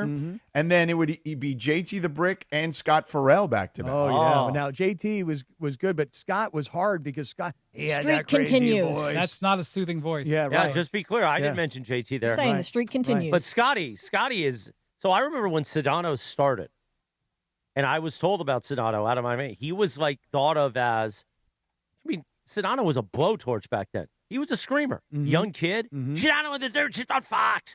People put him in like, this is the next Scott Farrell. That's where Sedano was before he became the refined, polished, amazing broadcaster that he is now. Right. That Scott Farrell school gave way to John Renshaw, our friend, George Sedano, Damon the Dog Perry. Okay. Remember all those names? Yeah. All more talented than JT the Brick. But I do remember, you took your shot. But George, Ed Kaplan was like a guy that if you could picture Ed Kaplan, you thought he looked, and he pretty much did kind of look like Larry David. He did. He kind of wore like a cardigan-ish kind of sweater, like because he was like always chilly everywhere he went. It's 150 degrees outside. And it's going to rain because it's so humid. But Ed Kaplan, that's a good one, George. But George and I, he was a former lawyer who decided to get into sports talk radio. Yeah. But we grew up, at least where we were when we grew up, because we joke about it all the time. There was a guy where downtown. No, this is not Pittsburgh now. Oh. This is in South Florida. Oh, okay. There was a guy named Neil Rogers, and Neil Rogers was a shock jock. He was a middle-aged, probably in his 60s by now. He was gay, like outwardly gay when people were not outwardly gay. Right, in the 80s and 90s. And he just had nothing good to say about anybody. Right. And it was... I'm in. I want to hear this guy. It was hilarious. In fact, you could even follow now on Twitter. On YouTube, you can find a bunch of stuff. And his old producer from way back in the day puts out things all the time about Neil Rogers. Well, he died. Oh, he did? George Rodriguez? Oh, yeah. I didn't know that. So it must be somebody else who's doing it. Yeah. And eventually what Neil did is he hated Miami so much, and he would talk about the Cubans in Miami, and they're taking over Miami. This is the kind of guy he was. He was Jewish. He was gay. And he was older. Super liberal, but hated everybody. Right, hated everybody. That was his whole shtick, but he hated everybody. And he had a lot of power, too, because there weren't a lot of big local sports radio host in that part of the market yet. Well, but he wasn't a sports host. No, he was a general talker. Yeah. But what I mean is there weren't powerful voices like that in Miami yet, right? He was like, you know how Imus was on WFAN, very similar in that sense, except he did middays. Yeah. And then he just finally decided, he's like, I hate it here. I hate it. He was always complaining about it. So you know what he did? He moved to Toronto. Right. That's a change. And he did, but he still was doing South Florida sports. And by the way, back in the day, I mean, this is like the mid-'90s at this point, he's making a lot of money. Oh, like millions. A lot of money. Yeah. Serious. And then, you know what used to happen is he would be, at times, he was on, let's say, call it from 4 to 7 p.m., just as an example. And then Phil Hendry would come on the same radio station, local radio station. Phil Hendry on a local he Miami was on radio midday, station. so he was like a 10 to 2, and then Phil Hendry. This is on the old WIOD. This was not. right. This was a news talk station. This was not a sports station because originally he was on a news talker, and then the sports talker saw Imus was on WFAN, and they're like, "Well, we should do that." Right. Neil Rogers has the biggest ratings. We'll spend the money on that and not do sports for 4 hours in the middle of the day. And it worked for a long time. Right. But yeah, when he was on a news talker, Phil Hendry was he was the lead-in to Phil Hendry. And by the way, here's the other thing. And Phil Hendry was doing local at that time. Yes, that's right. Very local. And here's the other thing. Sports radio way back when, they didn't have local shows the entire day, and there also weren't these networks. I mean, ESPN was in the early days. ESPN was really just doing weekends. Right. There was Fox Sports Radio hadn't even really begun yet. There was an old sports radio network called One on One. And then there was Sports Fan Radio Network. And Sports Fan Radio Network. And Westwood One would do Pharrell. Right. Yes. And then, but here's what we did. So this is my first job in sports radio, is we would have a morning show, call it 6 to 10, and then call it 10 to 2 was Rush Limbaugh. So it went from sports to political talk. This is before Rush was the star that he wound up becoming before he died. And then right back into sports talk later. And I would do sports updates. Hey, it's 10:22 here today, and we're coming right back to the Rush Limbaugh show. But first, the Dolphins and Dan Marino had a contract extension. So we would do sports updates on the Rush Limbaugh show, which is just it's crazy how this whole thing has changed. All of this because of Dr. Art Ruth, Bell. by the way, was legendary performances on Howard Stern. Oh, yeah. Oh, yeah. Robin, she would say, Robin, R.I.P. to Dr. Ruth. Yeah. She had some stories. She was in the Israeli army. Oh, really? That part I don't remember. Oh, yeah. She was a sniper. Oh, wow. Yeah. She's also like 4'2". She could probably really get into like a perch. I used to also like Dr. Laura. Dr. Laura Schlesinger on radio was also great. Yeah, she would awesome. She would like destroy somebody, like rip the hell out of him, and then she'd be like, "No, go take on the day." Yeah. It was like it was like trauma. You like went through the whole thing. So you are, to be sure, we're finding out, not just Art Bell, you are a pure talk radio junkie, because whether it's Dr. Laura, Dr. Ruth, Art Bell, or you mentioned these other names, Jim George Rome. Norrie after Art Bell. I mean, these are the names of talk radio junkies. Jim Rome in the mid '90s was a phenomenon. Oh, no doubt. I mean, and in Cleveland especially, I listened. I was in college, but it was, I mean, the first time I went on clone. I don't know if I would put myself. You can admit it. You can admit it, Wendy. You were a clone. That zone. I mean, he would come to Cleveland and have like these massive these road live shows. shows. Tour smack-offs, they would call them. Yeah, the tour stops. I would not go to those, but when I went on a show for the first time, probably 15 years ago, it was a moment. I remember emulating that exact thing because I was like, okay, Rome's doing these tour stops. Okay, I'm so jealous of this. And I was syndicated at the time. This is when George and I were first getting together. We were young kids. And I was syndicated by Westwood One. And I was on a couple of markets, Kansas City here, and I don't know, a couple Tulsa. of small markets, right? And one of them, it's true, Kansas City was probably the big station. What was the Sugarloaf, Maine? Right, Sugarloaf, Maine. So I'm listening to Jim Rome, and I'm going, Jim Rome's doing these tour stops. F that, I want to do tour stops. Sugarloaf? So I go up to Maine. I go up to this little tiny town in Maine, and they think we're big stars because we're in South Florida, and we're broadcasting to this little tiny town. And I'm like, we're coming to your town, man, we're coming. And so I tried to turn this into these tour stops. So we show up in Kansas City, and we've got a limousine, and we've got like a parade coming in, and we come and we get out, and the people are cheering. Like there's like, I don't know, 500 people or so there in a bar, care. And then we go to Sugarloaf, Maine, right, George? And we show up, and we're in this little tiny bar, and there's 500 people. And my big guest in Sugarloaf, Maine, was a former wrestler named Tony Atlas. You guys remember Tony Atlas? Yeah, of course. Right? And Tony Atlas was this giant black dude, man, ripped, crazy. And I said to him, I go, why do you live up here? And he goes, because, man, ain't nobody see me as black up here. Everybody just sees me as me. He goes, like, there's no color barrier up here kind of thing. I thought that was fascinating. But we would go to these little teeny tiny towns trying to emulate Jim Rome's tour stops. He had 15,000 people in an arena. I had 500 people in a bar. Hey, listen. You're still touching the audience. That's all that matters. Yeah, that's right. You can get 500 people in Sugarloaf, Maine. It's the equivalent to 15,000 in Cleveland. It was the best, man. It was awesome. It was really great. So, all right, George, back to you. Aren't you excited about George on Countdown tonight? I'm super excited about it, really, because it's you, George, Perk, and then Coach Malone, right? So correct. And so, George, you should call Coach Malone Post Malone just by accident. It'd be funny. I'm super stoked for you guys Malone, tonight. Here's the thing about Malone. He has big opinions on the music. Oh, yeah. When the music that they play, in the breaks and leading up, Malone's. I wouldn't say he's got the aux. Like, he definitely has commentary. Okay. He's running the show. By the way, the way you said I've done got the 4 aux is games. good. I did all 4 games with him.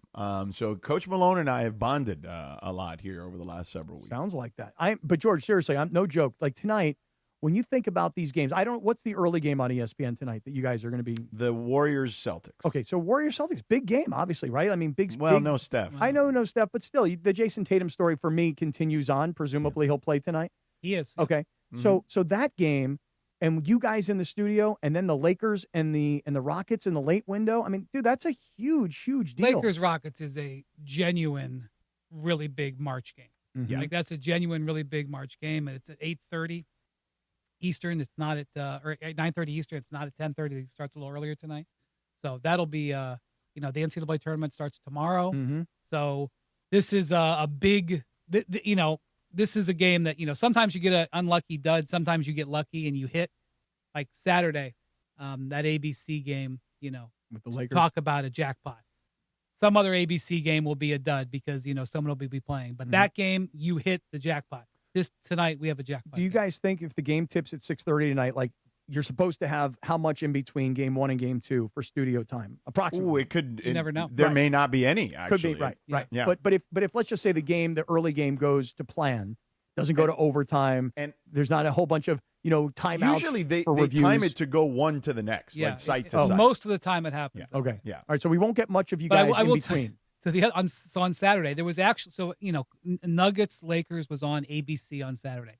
There was a game on Sunday night on ESPN. I was here doing it. I give you $1,000. You wouldn't be able to tell me what it was. No, sir. Oh, I know, because I was on it. Of course. It was Sunday night or Saturday night? Saturday night. I'm sorry. Yeah. I was the on Clipper it, game. so. Clippers Okay. Kings. You should have taken the bet. You would have had $1,000. Clippers Kings. I would have gotten that, but you said Sunday. So if you'd have said Saturday, you're right. Okay. I'm guilty. I would have lost the technicality. I'm like Columbo. I busted you. So the Kings, I think it's their only game on ESPN all year. Yes. Right, George? Yep. The Kings decide that they want to play in that game, and they're up. They're pounding the Clippers. They're up like 8. Clippers at that point had like won 9 out of 10 or whatever. The Kings are having their best half of the year. They go into half. They're up 17, whatever it was, George. Like, they're playing great. Maxime Reynaud is walloping the Clippers into a dome. We go to halftime. Like, yeah, the Kings are up by 17. Let's look at those Laker highlights. Look at this Luka step back. And by the way, the Lakers, that Saturday game, you and I both said, and George, we all argued on Monday morning, but, on Saturday, the Lakers were up 17. Then they found themselves down by 8. Then they found themselves having to battle back to even get back into the game to set up Austin Reeves and what I called a miraculous shot. In fact, I would say you probably have a better chance of kicking an onside kick, recovering it, and scoring a touchdown in the same play than you do to throw the ball off the basket, recover it yourself, and shoot and score. Not only that, he got an easy shot. If you go look at the times when this has worked, where the shooter has gotten his own shot back, like the Luka famous play, Luka catching the ball and like he just slapped it up to the basket and it went in. Donovan Mitchell had a play like this a few years ago. He had a 58-point game, and the ball he dove and just threw it up and it went in. The fact that the play worked so well that Austin was able to catch it, take a dribble, and have a practice one-footed that became an 80% shot. That play worked so well that he got a clean shot off of it. By the way, how about DeAndre Ayton with the reverse box out on that play, which JJ sent him in the game to do it, and he executed. I mean, he didn't he just basically got in Jokic's way. They instead of normally in a box out, you want to get around him and instead he pushed Jokic under the basket to seal him off. He basically set a screen. It was the most perfect play. Seriously, George, they could have run that play 50 times and not had it work out. They might have scored some baskets. They could have ran it 1,000 times and it would have only worked out once. What's the likelihood that you're going to hit the front of the rim, the ball's going to bounce off to the left, you're going to be positioned, and pretty much the only person to be positioned to get the rebound, or I guess, the ball off the rim. And then, like you said, have DeAndre Ayton execute perfectly this box out, and then you've got a wide open shot. Right. Kind of crazy the Nuggets didn't have another guy down there. What do they got a guy back for? What's the matter? I mean, they had the right to put another player in there. They didn't do it. Mm-hmm. Crazy. Yeah. And then, listen, that game Saturday, there was so much that happened in that game. Ayton, not only that play that you're talking about, but late in the game, LeBron underneath the basket pretty much hands him the ball for a dunk, and that was an important basket. Marcus Smart had a pick at the half-court point and then was able to take it in for a layup, and that was an important basket, and he had a huge night. Yeah, that whole sequence, LeBron dives on the ground. His knee and hip are apparently, oozing blood. So he loses the tip to Jamal Murray. Mm-hmm. Right. Jamal Murray makes this incredible play to win the tip from LeBron, and then it turns into a breakaway basket for the Lakers. That scenario. So that's that scenario to pull that win out is amazing. But I'll tell you this: the Lakers have so many reps in the clutch. That's going to matter in the end. Ideally, Agreed. You don't want to have so many clutch games, but they're so good in the clutch. And so you figure the way the West is, whoever they play in the first round, the 3, 4, 5 of those games are going to clutch time. So ideally, you want to be like the Thunder, where a third of their games they don't have to play Shea in the fourth quarter. Like this streak of games, George, when he just broke Chamberlain's record. Right. It was 127. There was some crazy number of those games where he never even played the fourth quarter. Wow. That's what a dominant team is. Preferably, that's the kind of team you are. Okay, they're not that team, but talk about people. I see people are saying, are the Lakers lucky or are they good? We're in March. We've played 70 games. This clutch play, this is not luck. They have their skill set isn't perfect. It would be great if Austin Reeves was 6'7" and could completely 6'7". shut down. There you go, Lindsay. Thank you, Lindsay. And she could totally shut down the perimeter. That would be amazing. That's not who he is. He's going to get targeted defensively. They're not the perfect team, but in the clutch, they are pretty close to a perfect team for clutch play, and it's really a weapon that they have. Right. By the way, last year you may recall Minnesota was the team that played the most clutch games, and it ended up benefiting them again because they made it to the conference finals. Then they had a little good fortune in the sense that Steph Curry got hurt in that series last year, but it got them an opportunity to be able to understand those moments. To your point. For sure. And, I see people making assumptions about the way the league is going to go. And I would just say that I've been around long enough to know that if you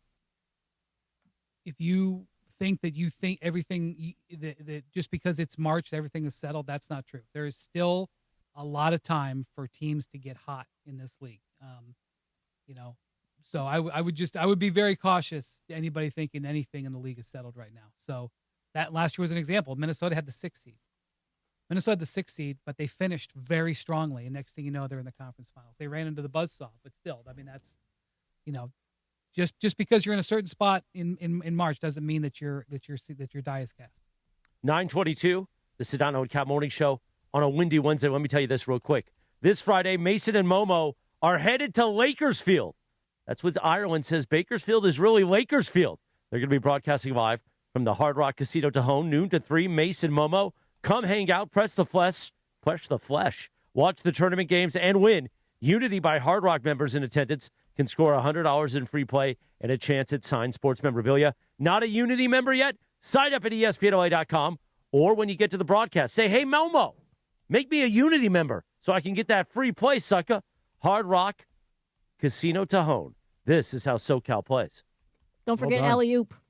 You don't have to say alley-oop anymore. Oh, that we've killed alley-oop? We killed alley-oop. We just destroyed alley-oop. Speak easy. Yeah. We're done. We screwed up the air check there. I didn't do it clean again now. That's okay. Let me tell you what I'm doing right now. I'm looking at the Masters Champions Dinner. I just saw that too. Rory's dinner. Menu has been released. Let me hear what you got. What would you have for your Masters dinner? Okay. The appetizers, peach and ricotta flatbread with balsamic hot honey and basil. Sounds good. Rock shrimp tempura with spicy sauce. Okay, sounds good. Grilled elk sliders. What does elk taste like? Is that an Irish? Here's the thing about gamey, isn't it? So love me some elk, eh? The elk sliders, I don't know, I don't really go off the board too much. People have bison burgers on their menu. I don't really go bison burger, although I did try one once and it was very, very good.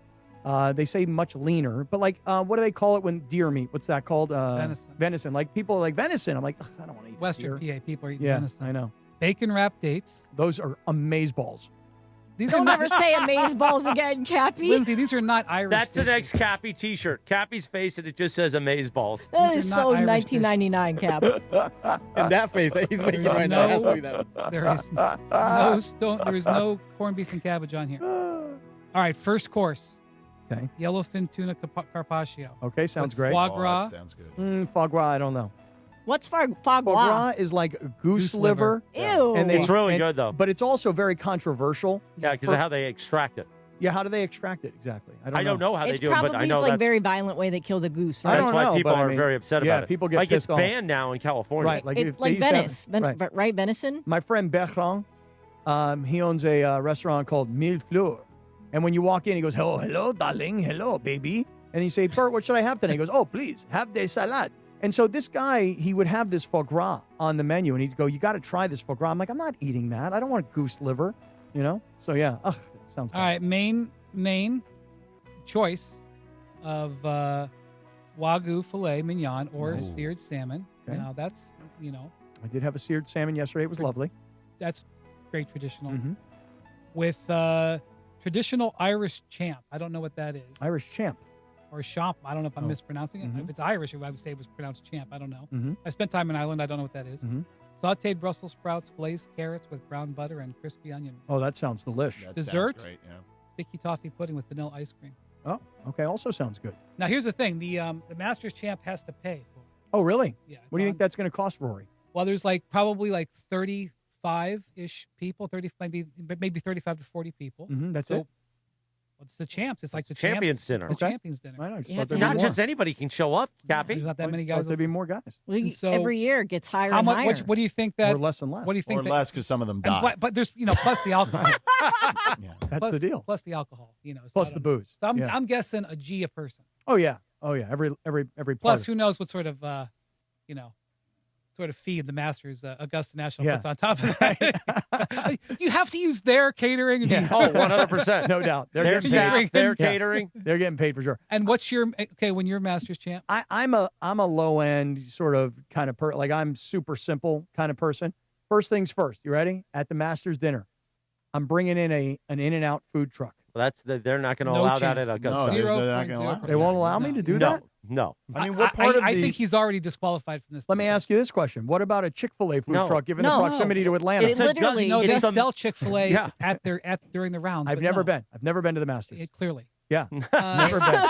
I've never been. But I plan on going. Just pause Wendy, and have think you about been? this. Yes. Really? Pause for a second, Cappy. George, what's your you can think about this a little more after you hear me and George do Okay, it. let me hear. George. So Fancy I- food versus I my too- crappy food. So now you can. I'm pretty sure that you can go multiple entrees items Yes. for different people, right? Correct me if I'm I wrong just on that. said smoked salmon or Right. Wagyu Yeah. filet. Okay. So I just wanted to double check on that. So I would also have I would have a Taco Bell food. Go ahead. I would definitely have one of these like A5 Japanese Wagyu. Okay, you're steaks. Like, paying for it. Just so you know. it's fine if I've got that kind of money. Like Okay, if I'm I'm playing professional golf, I don't feel like I'm hurting for money. Okay, I'm just letting you know that you got to pay for it. Go on. Yeah, that's fine. But if I'm Rory McIlroy, I'm not worried about that. Okay. So that would be one for sure. Then after that, I would probably do like some bluefin ahi tuna, Ooh, right? nice. Lovely. As the a little fattier on the tuna there. Lovely. As the fish dish. I do love crispy onion. Sounds good. But I think you also have to go. I would go lionized potatoes. Ooh, you can't hide those lion eyes. What's a lionized potato? Yeah. Come I on, would go Cappy. lionized potatoes. It's got some onion mix in there, right? Like there's it's good. And then I would go like some asparagus as a vegetable. Oh, asparagus. Yeah. Asparagus is a vegetable. What is wrong with you today? Different pronunciations. That's all. And because I've got as an appetizer, I would probably have some sushi roll. Yes, there you know what go. I mean? Mhm. Especially because for those who are going to go fish, even if you wanted to go steak, like you could have as like an appetizer some sushi rolls, just something simple, maybe just like like a spicy tuna or just like a salmon roll with some avocado, something like that. Nice. Then I've thought about this. I'm prepared. Oh, you are. What do you got? Yeah, Let's go hear ahead, yours. I have never thought about this because I'm not a huge golf guy, but Yeah. so those would be those would be the appetizers. You get a little sushi. Then I do also maybe little pigs in a blanket. Oh, you know what I mean? love those. It's like being at a bar as mitzvah. an appetizer. That's If you beautiful. don't like the sushi, Right. right? Yellow mustard. Yeah. Yeah. Nice. I think you have to have a lot of different kinds of breads, I think, personally. I'm a big bread person. So I think you have to have like multiple baskets of different kinds of bread. Like Olive Garden, like the No, Olive Garden bread. is the garlic breads. You got to go to what is it called? Right by where I live over. Oh my gosh, what's it called? Cheesecake Factory. They have the bread with the 4 different kinds in it. Right, the different kinds of bread. You get a little sourdough. You get like a little like some wheat. You get some pumpernickel maybe. Right, pumpernickel. Like just the different kinds of Not the breads dog. as well. Then for dessert, so I would have one of 2 desserts. So to already know me, mine. Yeah, I got I'm mine. a chocolate guy. Okay, but so I would have some sort of like dark chocolate, like with like mousse cake or something like that. Explain the You better reference cut to that out. Wendy. You better cut out the I'm a chocolate guy. Explain the reference. You better cut that out. I like chocolate desserts. I know. We know what you like. Okay. But then on the opposite end, for those that don't like chocolate, I would do 2 other desserts. I do a key lime pie because I grew up in Florida, Right. and a good key lime pie. If you get a good one, you know it's a good one. Oh, yeah. It's all okay? about the crust. Correct. And the meringue, obviously. And then I would also do something simple for those that want, that maybe are watching their figure, let's say. You just do like some berries and whipped cream, like some Yeah, Jack blueberries, Nicklaus, raspberries, blackberries, well-known and some whipped local cream. guy. Yeah. Yeah. Okay. I love Jack Nicklaus. What is yours, Wendy? Yeah, let's hear your menu. Well, you can bring in like chefs or you can bring in stuff from other restaurants. Like, you can. So, not that I've ever thought about this, Morales. That I've never put any time in this. Clam chowder and garlic bread from the smokehouse in Burbank. Okay. Wow, a Absolutely. smokehouse reference. Classic.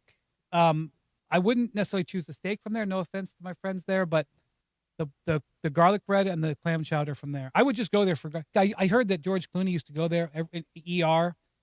He used to go there every day for lunch because his production company is called Smokehouse something or other. I would just get the clam chowder and the garlic bread and say, "That's it. I'll see you later." You're done. You're So done. I grew Very up simple. going to the smokehouse as a kid because my dad worked right down the street in Burbank. We had the smokehouse credit card. Back in the day, you could do that. Yeah, really? it was a big deal. Really? Smokehouse really was. I'm sorry, was the place. that clam chowder is spectacular. There's they're- got to be just they're pouring straight cream. The bread is incredible. Was the credit card like a real physical credit don't card? know. Or because here's the thing, some restaurants back in the day when you had a relationship with the owner, you would put it on essentially your tab. I think right? that's what it and was. at the end of the month, you would settle up. How many times did we eat there? How much do I owe you? And you'd pay, and you'd actually write a physical check. Berkey and you I know? still go there like every quarter for our little dinner because we both love the smokehouse. The prime rib still holds up. But I agree with you on the steaks. Nothing against them, but the bread is phenomenal. All right, George, you're going to like this. The other app, I should be doing George is being very thoughtful, very Californian, like having a non-meat dish and everything like that. I'm not thinking that. Well, listen, George. Some of your bread that you want to share with everybody is probably gluten-free. Yes. Very California. I'm skipping that, George. I'll send that to George. He can throw some to balance out the menu. George, also on the appetizer, the meatball from Prime Italian in Miami. Oh, that's a good one. Yeah, meatball from Prime Italian in Miami. That's a great one. I have a different meatball. Go on. I have a different meatball. Oh, you would do like Cafe Monterano? Monterano in Fort Lauderdale. Yeah, that's a Do good you know one, Cafe too. Monterano? No, but I'm prepared to learn. Cafe Monterano is like one of these places that when you go in, you think it's like a normal restaurant. It's small. And they're going to move you in and out. But if you're there by like 9, 10 o'clock at night, what happens is the owner, Steve, he starts to take turntables out from underneath where he's cooking, and now he's DJing. And so he's I don't want my cook to be a DJ. Oh, no, you don't understand. Trust me when I tell you that this guy's a legend. He's from South Philly, and he's got a couple spots, one in Florida. He actually opened one in the casino in Pittsburgh right next to the stadium, got one in Vegas, and he's got one now in Philadelphia. And the meatball, he is world famous for the meatball at Cafe Monterano. So here's the thing. I like my pilots to have gray hair, and I want to overhear them telling stories about Nam. That's the pilot I want. Yeah. I want my chef to be like angry. I'm going to introduce you to Chef Monterano, okay, to Stevie. And he calls everybody Cuz. He goes, "Hey, Cuz." And he does all these videos where he's in like tank tops in South Philly. He's got tats and a bald head. He's very now we're doing it. inspirational. I want my chef to be an angry Mexican. Oh, no. This guy's a blessed Italian. Listen, Omaha, where I live, Mexican chefs drive Omaha. Mm-hmm. Okay. So, George, Prime Italian, the meatball, it's like $57. I mean, we're going to have excellent. to. Yeah. It's the size of my head, but it's $57. Okay. Main dish, chicken parm. Oh, yeah. I have a number of places where I. Are you going to say Craig's? No. They treat me wonderfully at Craig's. Okay. But I would. Parm's good, but there's a number of places that do it well. Mm-hmm. Okay. Dantana's? Dantana's chicken parm is great. Also, love Dantana's. Yeah. I mean, I love all these old school places in LA. It's one of my favorite things about LA. Smokehouse being one of them. All right. Went to Taylor's last night in Koreatown. So Taylor's is a place I love. I've taken Sam Pines there many times. A lot of people look at me sideways when I mention Taylor's in Koreatown.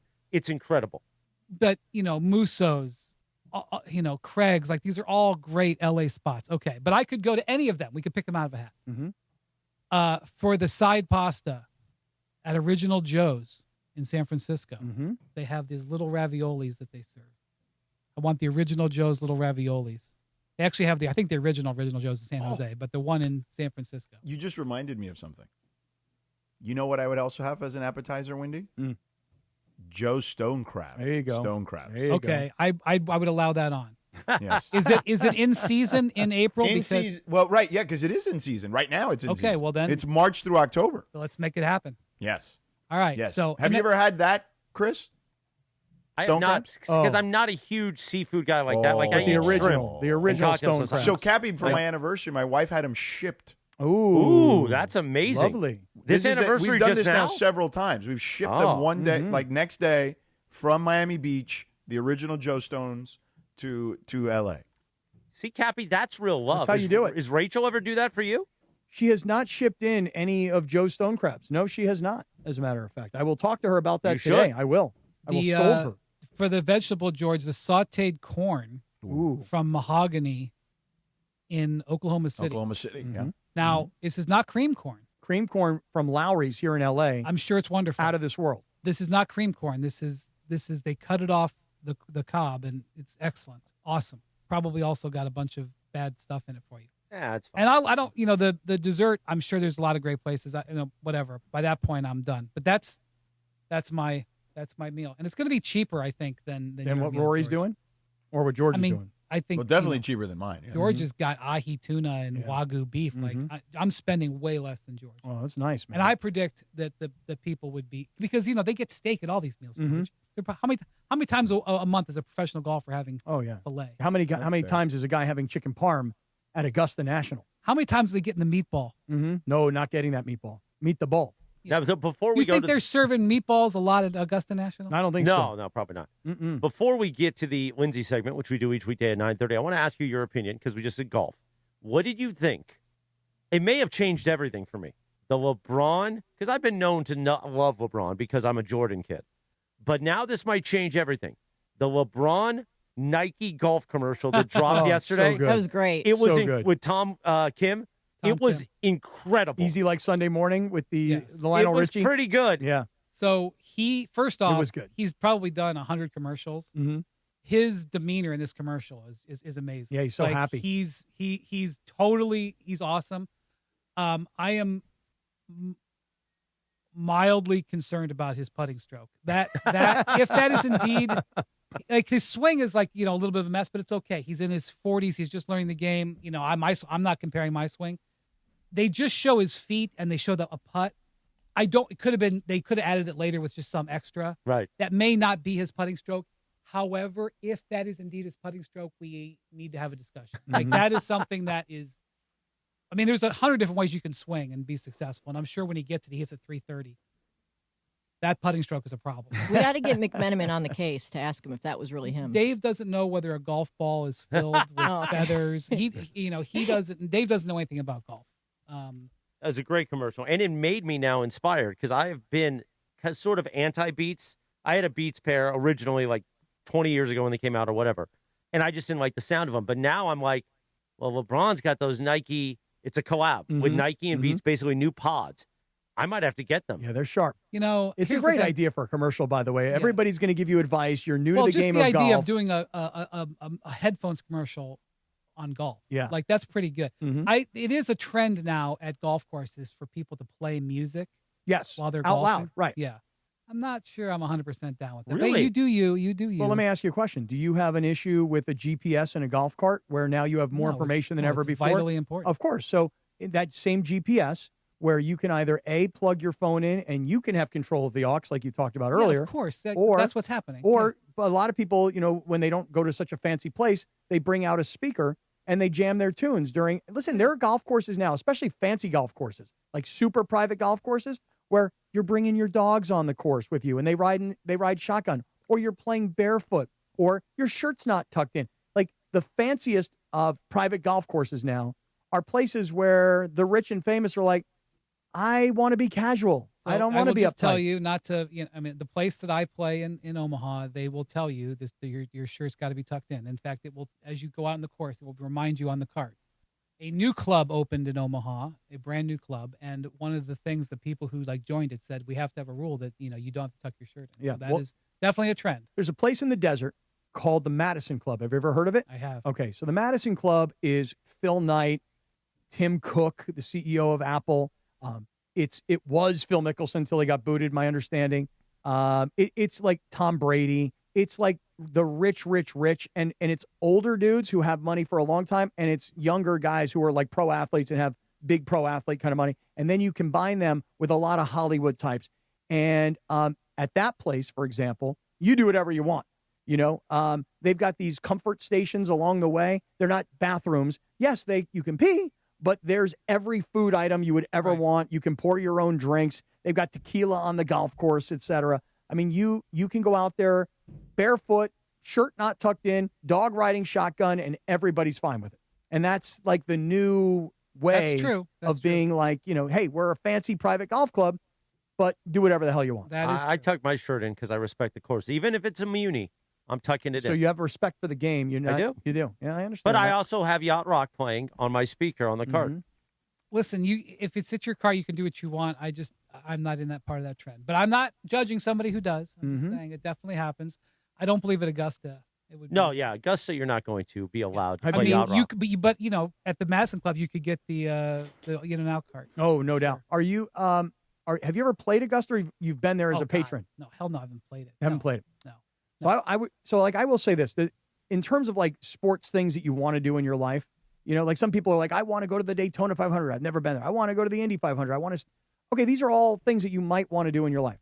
And I'm not even like a crazy avid golfer, but I will just say on the bucket list is play a round of golf at Augusta. I don't want to play. I just want to go. Oh, really? You don't Tommy Lamb and I planned to one day we're going to go and just go in, spend thousands of dollars on merch, and leave on like Friday. But you don't actually want to play the course. I don't want to play really it. Why would So I ruin that memory? The whole thing about the merch. So the whole thing about the merch is this. First off, when I went, to me, I didn't care about any of the players. I just wanted to walk the course. I went on a practice round day. Oh, okay, yeah. There were players playing. I didn't care. I can watch those guys 50 other weeks. I wanted to walk the course 1 through 18. And like at one point, when you get to like the 6th tee, so it's on the highest spot, like you can look down to the right and you can see. I'm like, oh, that's the 16th. I don't want to look. I don't want to see the 16th before I get to the 16th. I want to approach it all. That was my thing. I walked the whole course. Here's the thing about merch. There's like privilege and uber privilege, right? So as you know, you can't buy Augusta merch anywhere but Augusta. Right. You can't buy it online. They have this barn there. God knows how many millions of dollars that they do. It's great, high quality stuff, and it's very expensive, and people fork over the money by the thousands by the second. So that's where you've seen many places. It's got you'll see the logo of the United States with the pin coming out. Right, the Masters. Augusta. Yeah, right. Okay. Then there is a separate thing that you can buy only if you play the course, only if you go to the main clubhouse. Okay. And that's when you see gear that says ANGC. You see somebody wearing gear that says AN, and it's very simple. But if you see ANGC, Augusta National Golf Club, that means basically you've played the course. So it's a secret. Now you're making me want to play now. Yeah, I want to play. So this happens. So like, am I boring you? No, not one bit. Like for me, I'm fascinated by this because I desperately want to play Augusta. So this has now become a thing at some of these super privileged courses that there's a different layer of clothing that you can buy. And so, for example, last summer I was invited to play Baltusrol. I'm not going to say by whom. It was Where's an this at? ESPN in New Jersey. Mhm. It was by an ESPN. I don't know if this individual wants everybody to know they belong to Baltimore. There was a high-level ESPN person that belongs to Baltimore. On-air person, executive, tell I'm me. not going to say. Don't do that. I like to Pappy. know. No, I he's like gonna to he's know. gonna needle I like you. to know And these things. I like to know. I At can't help it. Baltistral, I'm a nosy guy. If you are a visitor, you can of course go to their pro shop, and they have beautiful material, and they have it's the logo. It's a ball with two wings on it, a winged ball, if you will. Mhm. I think they're playing the PGA there in the next couple of years, and it says Baltistral underneath it. But there's a members only section, and in that section you can buy gear that just has the logo, doesn't have the word Baltistral. So if Ooh. you see somebody that just has the logo, Mhm. you know that they're, if you see them around the, because they have a lot of guests playing, they have just the logo. So Okay. if you just see the logo, then you know it's a member. And if you see somebody who has just Baltistral, you know that they're riffraff. If it actually says that they are just, get them out of here. I it's love sundown. U.S. Open merch. So I'm wearing an Oakmont jacket from last year's U.S. Open. Oakmont was this amazing. year is Shinnecock. Mhm. So I can't wait for the Shinnecock gear because I have no Shinnecock gear. And to be able to do the bits with Cappy about the Shinnecock gear. Right. So I'm really excited. Okay, we're a little behind on the Lindsay segment. Let's do it now. Sorry, Lindsay. No, it's okay. It's worth it for a windy Wednesday. Oakmont's amazing. by We the way. like to I played play there a last TV. year. We like to Incredible. play a TV theme. On this day in 1975, McLean Stevenson's character died on MASH. It was the third R.I.P. season finale. You remember that? Were you a MASH guy, Cappy? I watched a lot of MASH because my mom was always watching MASH, so I got a lot of Alan Alda in my life. Seriously. You can follow her at Lindsay Baseball on Twitter and Instagram. Don't forget about our sponsor for the Lindsay segment, Hernandez Wholesale Flooring. If you're in the market for new flooring, shop at Hernandez Wholesale Flooring, where every day is a deal, no gimmicks. Call 866-62-FLOOR or go to HernandezWholesaleFlooring.net. No sale beats wholesale. Take it away, producer Lindsay. Thanks, Christopher. Before we get to the game, because we're going to do Say What that we field tested yesterday live on the show. Did a preseason game yesterday. Yeah. In advance of you being here. Was there Wendy. any shocking? Was there any? No taser. All right. No taser. I wanted to ask, Wendy asked me when he came in, if anyone back in Cleveland was affected by the meteorite, because there was a meteorite that broke up in the sky in southern Ohio. It's right by where the Bigfoot sighting was, right? Not Wendy? Not far. So he mentioned, since And a huge loud boom. It wasn't just that it was seen. It rattled everyone's yard and everyone's house. Yeah, it was like a giant sonic boom. I was saying, when we were getting ready for the show, my sister texted me, I just heard this really loud boom and my house was shaking. I'm really nervous. I don't know what it was. And then, of course, it came out on Twitter. Everyone's showing all these videos. The meteor, yeah. The meteorite, exploding in the air, and now people are out hunting for it. So would you guys, want to try and, get some meteor rock if that were you? Because I would. I want to go home and, go search for it. Wouldn't you? Well, what about why not? What about if it's Bigfoot close is by, out there too? What if Bigfoot's out there? Yeah, I mean, you're looking Lindsay, for a are meteorite? you bringing some sort of weaponry to protect yourself from Bigfoot? I haven't thought of that, but Don't you have a crossbow or something? I do. I She can't doesn't find need the a weapon. crossbow. I This can't girl find does it. not need a weapon. This girl is dangerous with these paws right here. You see Okay. what I'm saying? All right. I This gotcha. girl, she will, if you get in her way in the lunchroom, and she will kick your ass, as she has in the So, past. do you just want this to put on your mantle, like a Yeah. piece? Okay. It's a You great just want like a little collectible. rock. You want Yeah, a little wouldn't tiny you? rock. I feel like they'd also be worth money. And it's like a cool flex. Hey, I got a piece of a meteorite. No? I don't really quite understand the meteorite story.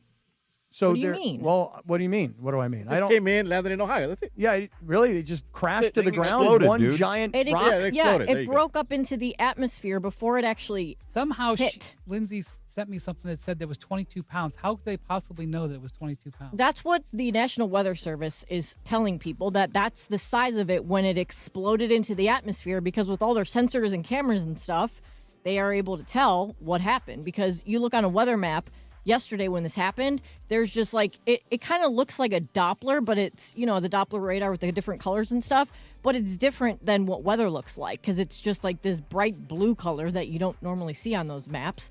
So like I said, their sensors and cameras could tell how big it was, but then when it hits the Earth's atmosphere, it breaks up into tiny pieces, and so there's people out looking for it. And I would definitely try and collect So some. AI sensors like the one that identified the problem with your car that tells you how much these things weigh. Is that kind of what this is, or what? I don't know how the Doppler system works. I'm reading the story right now. If But- you find a meteorite, don't touch it. It says. Oh yeah, right. That's because whatever. Is it like Chernobyl where the gravel was actually nuclear? Well, so if you touch it, then your hand melted off? They say that it's, I don't know if it's radioactive, but it's magnetic, they say. Oh, that could be helpful. Right. So they don't want you to touch it because they want to keep it all for themselves. The government, there you go, that Lindsay. is. That's right. The government wants to keep it. They don't want you to have moon rocks or meteorites because they don't want you to know what's really going on. So that's why they probably have all kinds of guys in like spacesuits, like in E.T., you know, when they go through the house. The man with the keys. Yes, that's what's going on right now in that area because they don't want like regular people. Here's the important That's why they're thing. worth so much money. Here's something you need to know. If you find a rock that you think is a meteorite, to know if it's a meteorite, one, does it attract a magnet? That's a good question. Two, is it heavier than other rocks? In other words, you look at one rock, you look at another rock, they look about the same size. Is one heavier than the other? If sanded, is the inside shiny like steel? Does it have bubbles Lindsay, or holes? make sure you sand it to right. find out. Yeah. Right. Does it have thumb-like dimples? I don't know what that is. Did someone see it fall from the sky? Does it have a dark, thin crust on the outside? It sounds like a nice pizza. Is the inside lighter than the outside? I don't know.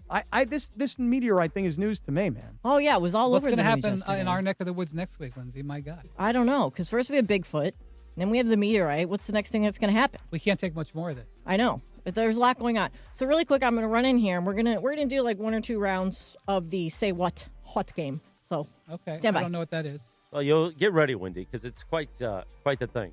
We did it yesterday. I think there's a clip on social media of Sedano yelling the word that he was hearing. Or no, what? How is it work, Cappy? Oh, no, you had the Cappy headphones. couldn't. I was telling Cappy the word, and he couldn't. The word he kept was yelling trucks sausage, at me. and he kept yelling trucks because he can't read lips. Cappy wasn't very good at it. I was not good at reading lips. Not at all. I will acknowledge that. Okay, so what happens is Cappy's going to put on these headphones, and he's going to hear like music. So he won't be able to hear you. Mhm. And then you're going to read from a card, and he's going to try to read your lips. I see. That's it's the game. it's a whole sentence. No, it's just a word, I think. It's just 2 words. Two And words, I just for the sake of the game, I should just speak in my normal tone. Yeah, and you should also just like articulate the way you normally would. Right. I'll have Wendy. I'll give. Wait, what? Okay, Wendy's going to guess first. Okay, so he needs to have the headphones on Wendy. Okay. But I don't think he wants to put the headphones on because your hair is TV I'll ready, survive. right? I'll survive. You'll survive? Okay. Yeah, but that is true. Yeah, I was going to ask you, are you going to redo the hair for TV tonight, or is it ready to go? You know, It looks good. You think I should? You think I need to redo? No. Think it's okay. All right. Listen, what do I know? I'm getting ready to get a rug one day. Okay, I'm going to take this out, and so Morales can talk trash about me, and I won't hear it. Oh, I would never do that about Wendy. Yeah, you would. My Columbo brother. Are we ready? Okay, here we go. Wendy, you ready? Wibbly wobbly. Wibbly wobbly. Yes. Oh, wow. Right, Did I get right. it? Wow, Wait, that yeah, was hold on, amazing. Put the headphones back on. Hold on. Handcuffs. Handcuffs. No, I don't. Okay, wait, hold on. Let me try one more time. Ready? Handcuffs. Anchovies. Very good. Is that right? No. No, it's You sold handcuffs. it. Okay. Handcuffs. All right. Anchovies and handcuffs. I could see Okay, that. all right. I could see that. All right, here we go. Kind of like sausage and truck. All right. No, definitely How- not like sausage. George and truck. played this game remotely? No, he he did played it it. No, we He played it in the yesterday. studio Yeah. yesterday. All right, you ready for this one? Sore. Sore. Joy. Close. Sore. Sore. Yeah. That's All right. a tough All right, one more time. You ready? I think you're going to get this one. This one's easy. You ready? Worm. woman. Close. Worm. Very close, You Wendy. got the first one, wibbly wobbly. That was great. Wibbly wobbly was, I think, wibbly wobbly. Yeah. Yeah, how you got that? That was pretty good. All right. It's an interesting one. And you really can't hear. Like, No, I mean, absolutely it's not. super loud in there. No, I couldn't hear anything. All right, do you want to give Wendy a card? All right, now it's all right. You throw the headphones over here. Yeah, this is like noise canceling extreme. Yeah, there is. You know, it we is. should have talked all kinds of. All right, hold on. These games for these kids today. I'm totally not even going to try to articulate anything. I'm just going to like I normally talk. I can't hear a thing. Cannot hear a thing. I should say I got to say the word. Muffin. Buffalo? Muffin. Breakfast? Muffin. Well, one more time. Muffin. Buffet. Muffin. Buffett. Muffin. Oh, muffin. All right, here we go. Well, let me put it give back you on. one with a chance here. All right. All right. Marilyn Monroe. Again? It's hard. Marilyn Monroe. Metropolitan? Marilyn Monroe. Marilyn Monroe? Wow. Yes! No way! Yes! Really? Great Yes. job, Marilyn Monroe. That was good. Wow. job, That Cappy. was job, good. I really Cappy. credit myself for that. Thank you. Like, for example, I'll give you one more, but like Okay. llama. Would you get llama? That's a hard one. That's tough. Llama. Okay, hold on. All right, one more. All right, hold on. Let me turn on the mics or the Llama. headphones. Jackie Chan. I'm going with because Jackie Chan. Slappy Sam? He's not gonna get this because Jackie Chan. Hacky Can? Not as close. Hacky Can. No. Close. No. Jackie Chan. Oh, Jackie Chan. Yeah. Ah, Jackie That's kinda Chan. tough. That's yeah, kinda tough. that was a tough one. Shouts Pretty out. good, though. Good game. Pretty good. You like It's a that good game. Yeah, Lindsay, it's you not got a bad. lot of good games here. George was I just want you to know I excellent. could have said Viagra, but I didn't want to put you in a weird spot. That wouldn't put me in a When weird you'd be spot. so many people who would talk to you about Viagra that you would instantaneously know that it was Viagra. Well, yeah. Well, Cappy pulled one of the more X-rated cards yesterday. Which one was it? The one you didn't want to say. Yeah. You actually you stopped yourself. I did. I just want you to know that on the same card of Viagra is also the word pickle. Oh, that would have been good. A Viagra pickle. Yeah. You know? That would have been really good. Thank you, Lindsay. As always, a fun game on the Lindsay segment made possible by Hernandez Wholesale Flooring. Okay, as we get ready to wrap up the show, time for our Don't Sweat the Small Stuff calendar of the day for Wednesday, March 18th, 2026. Cappy, every day, tell at least one person something you like about them.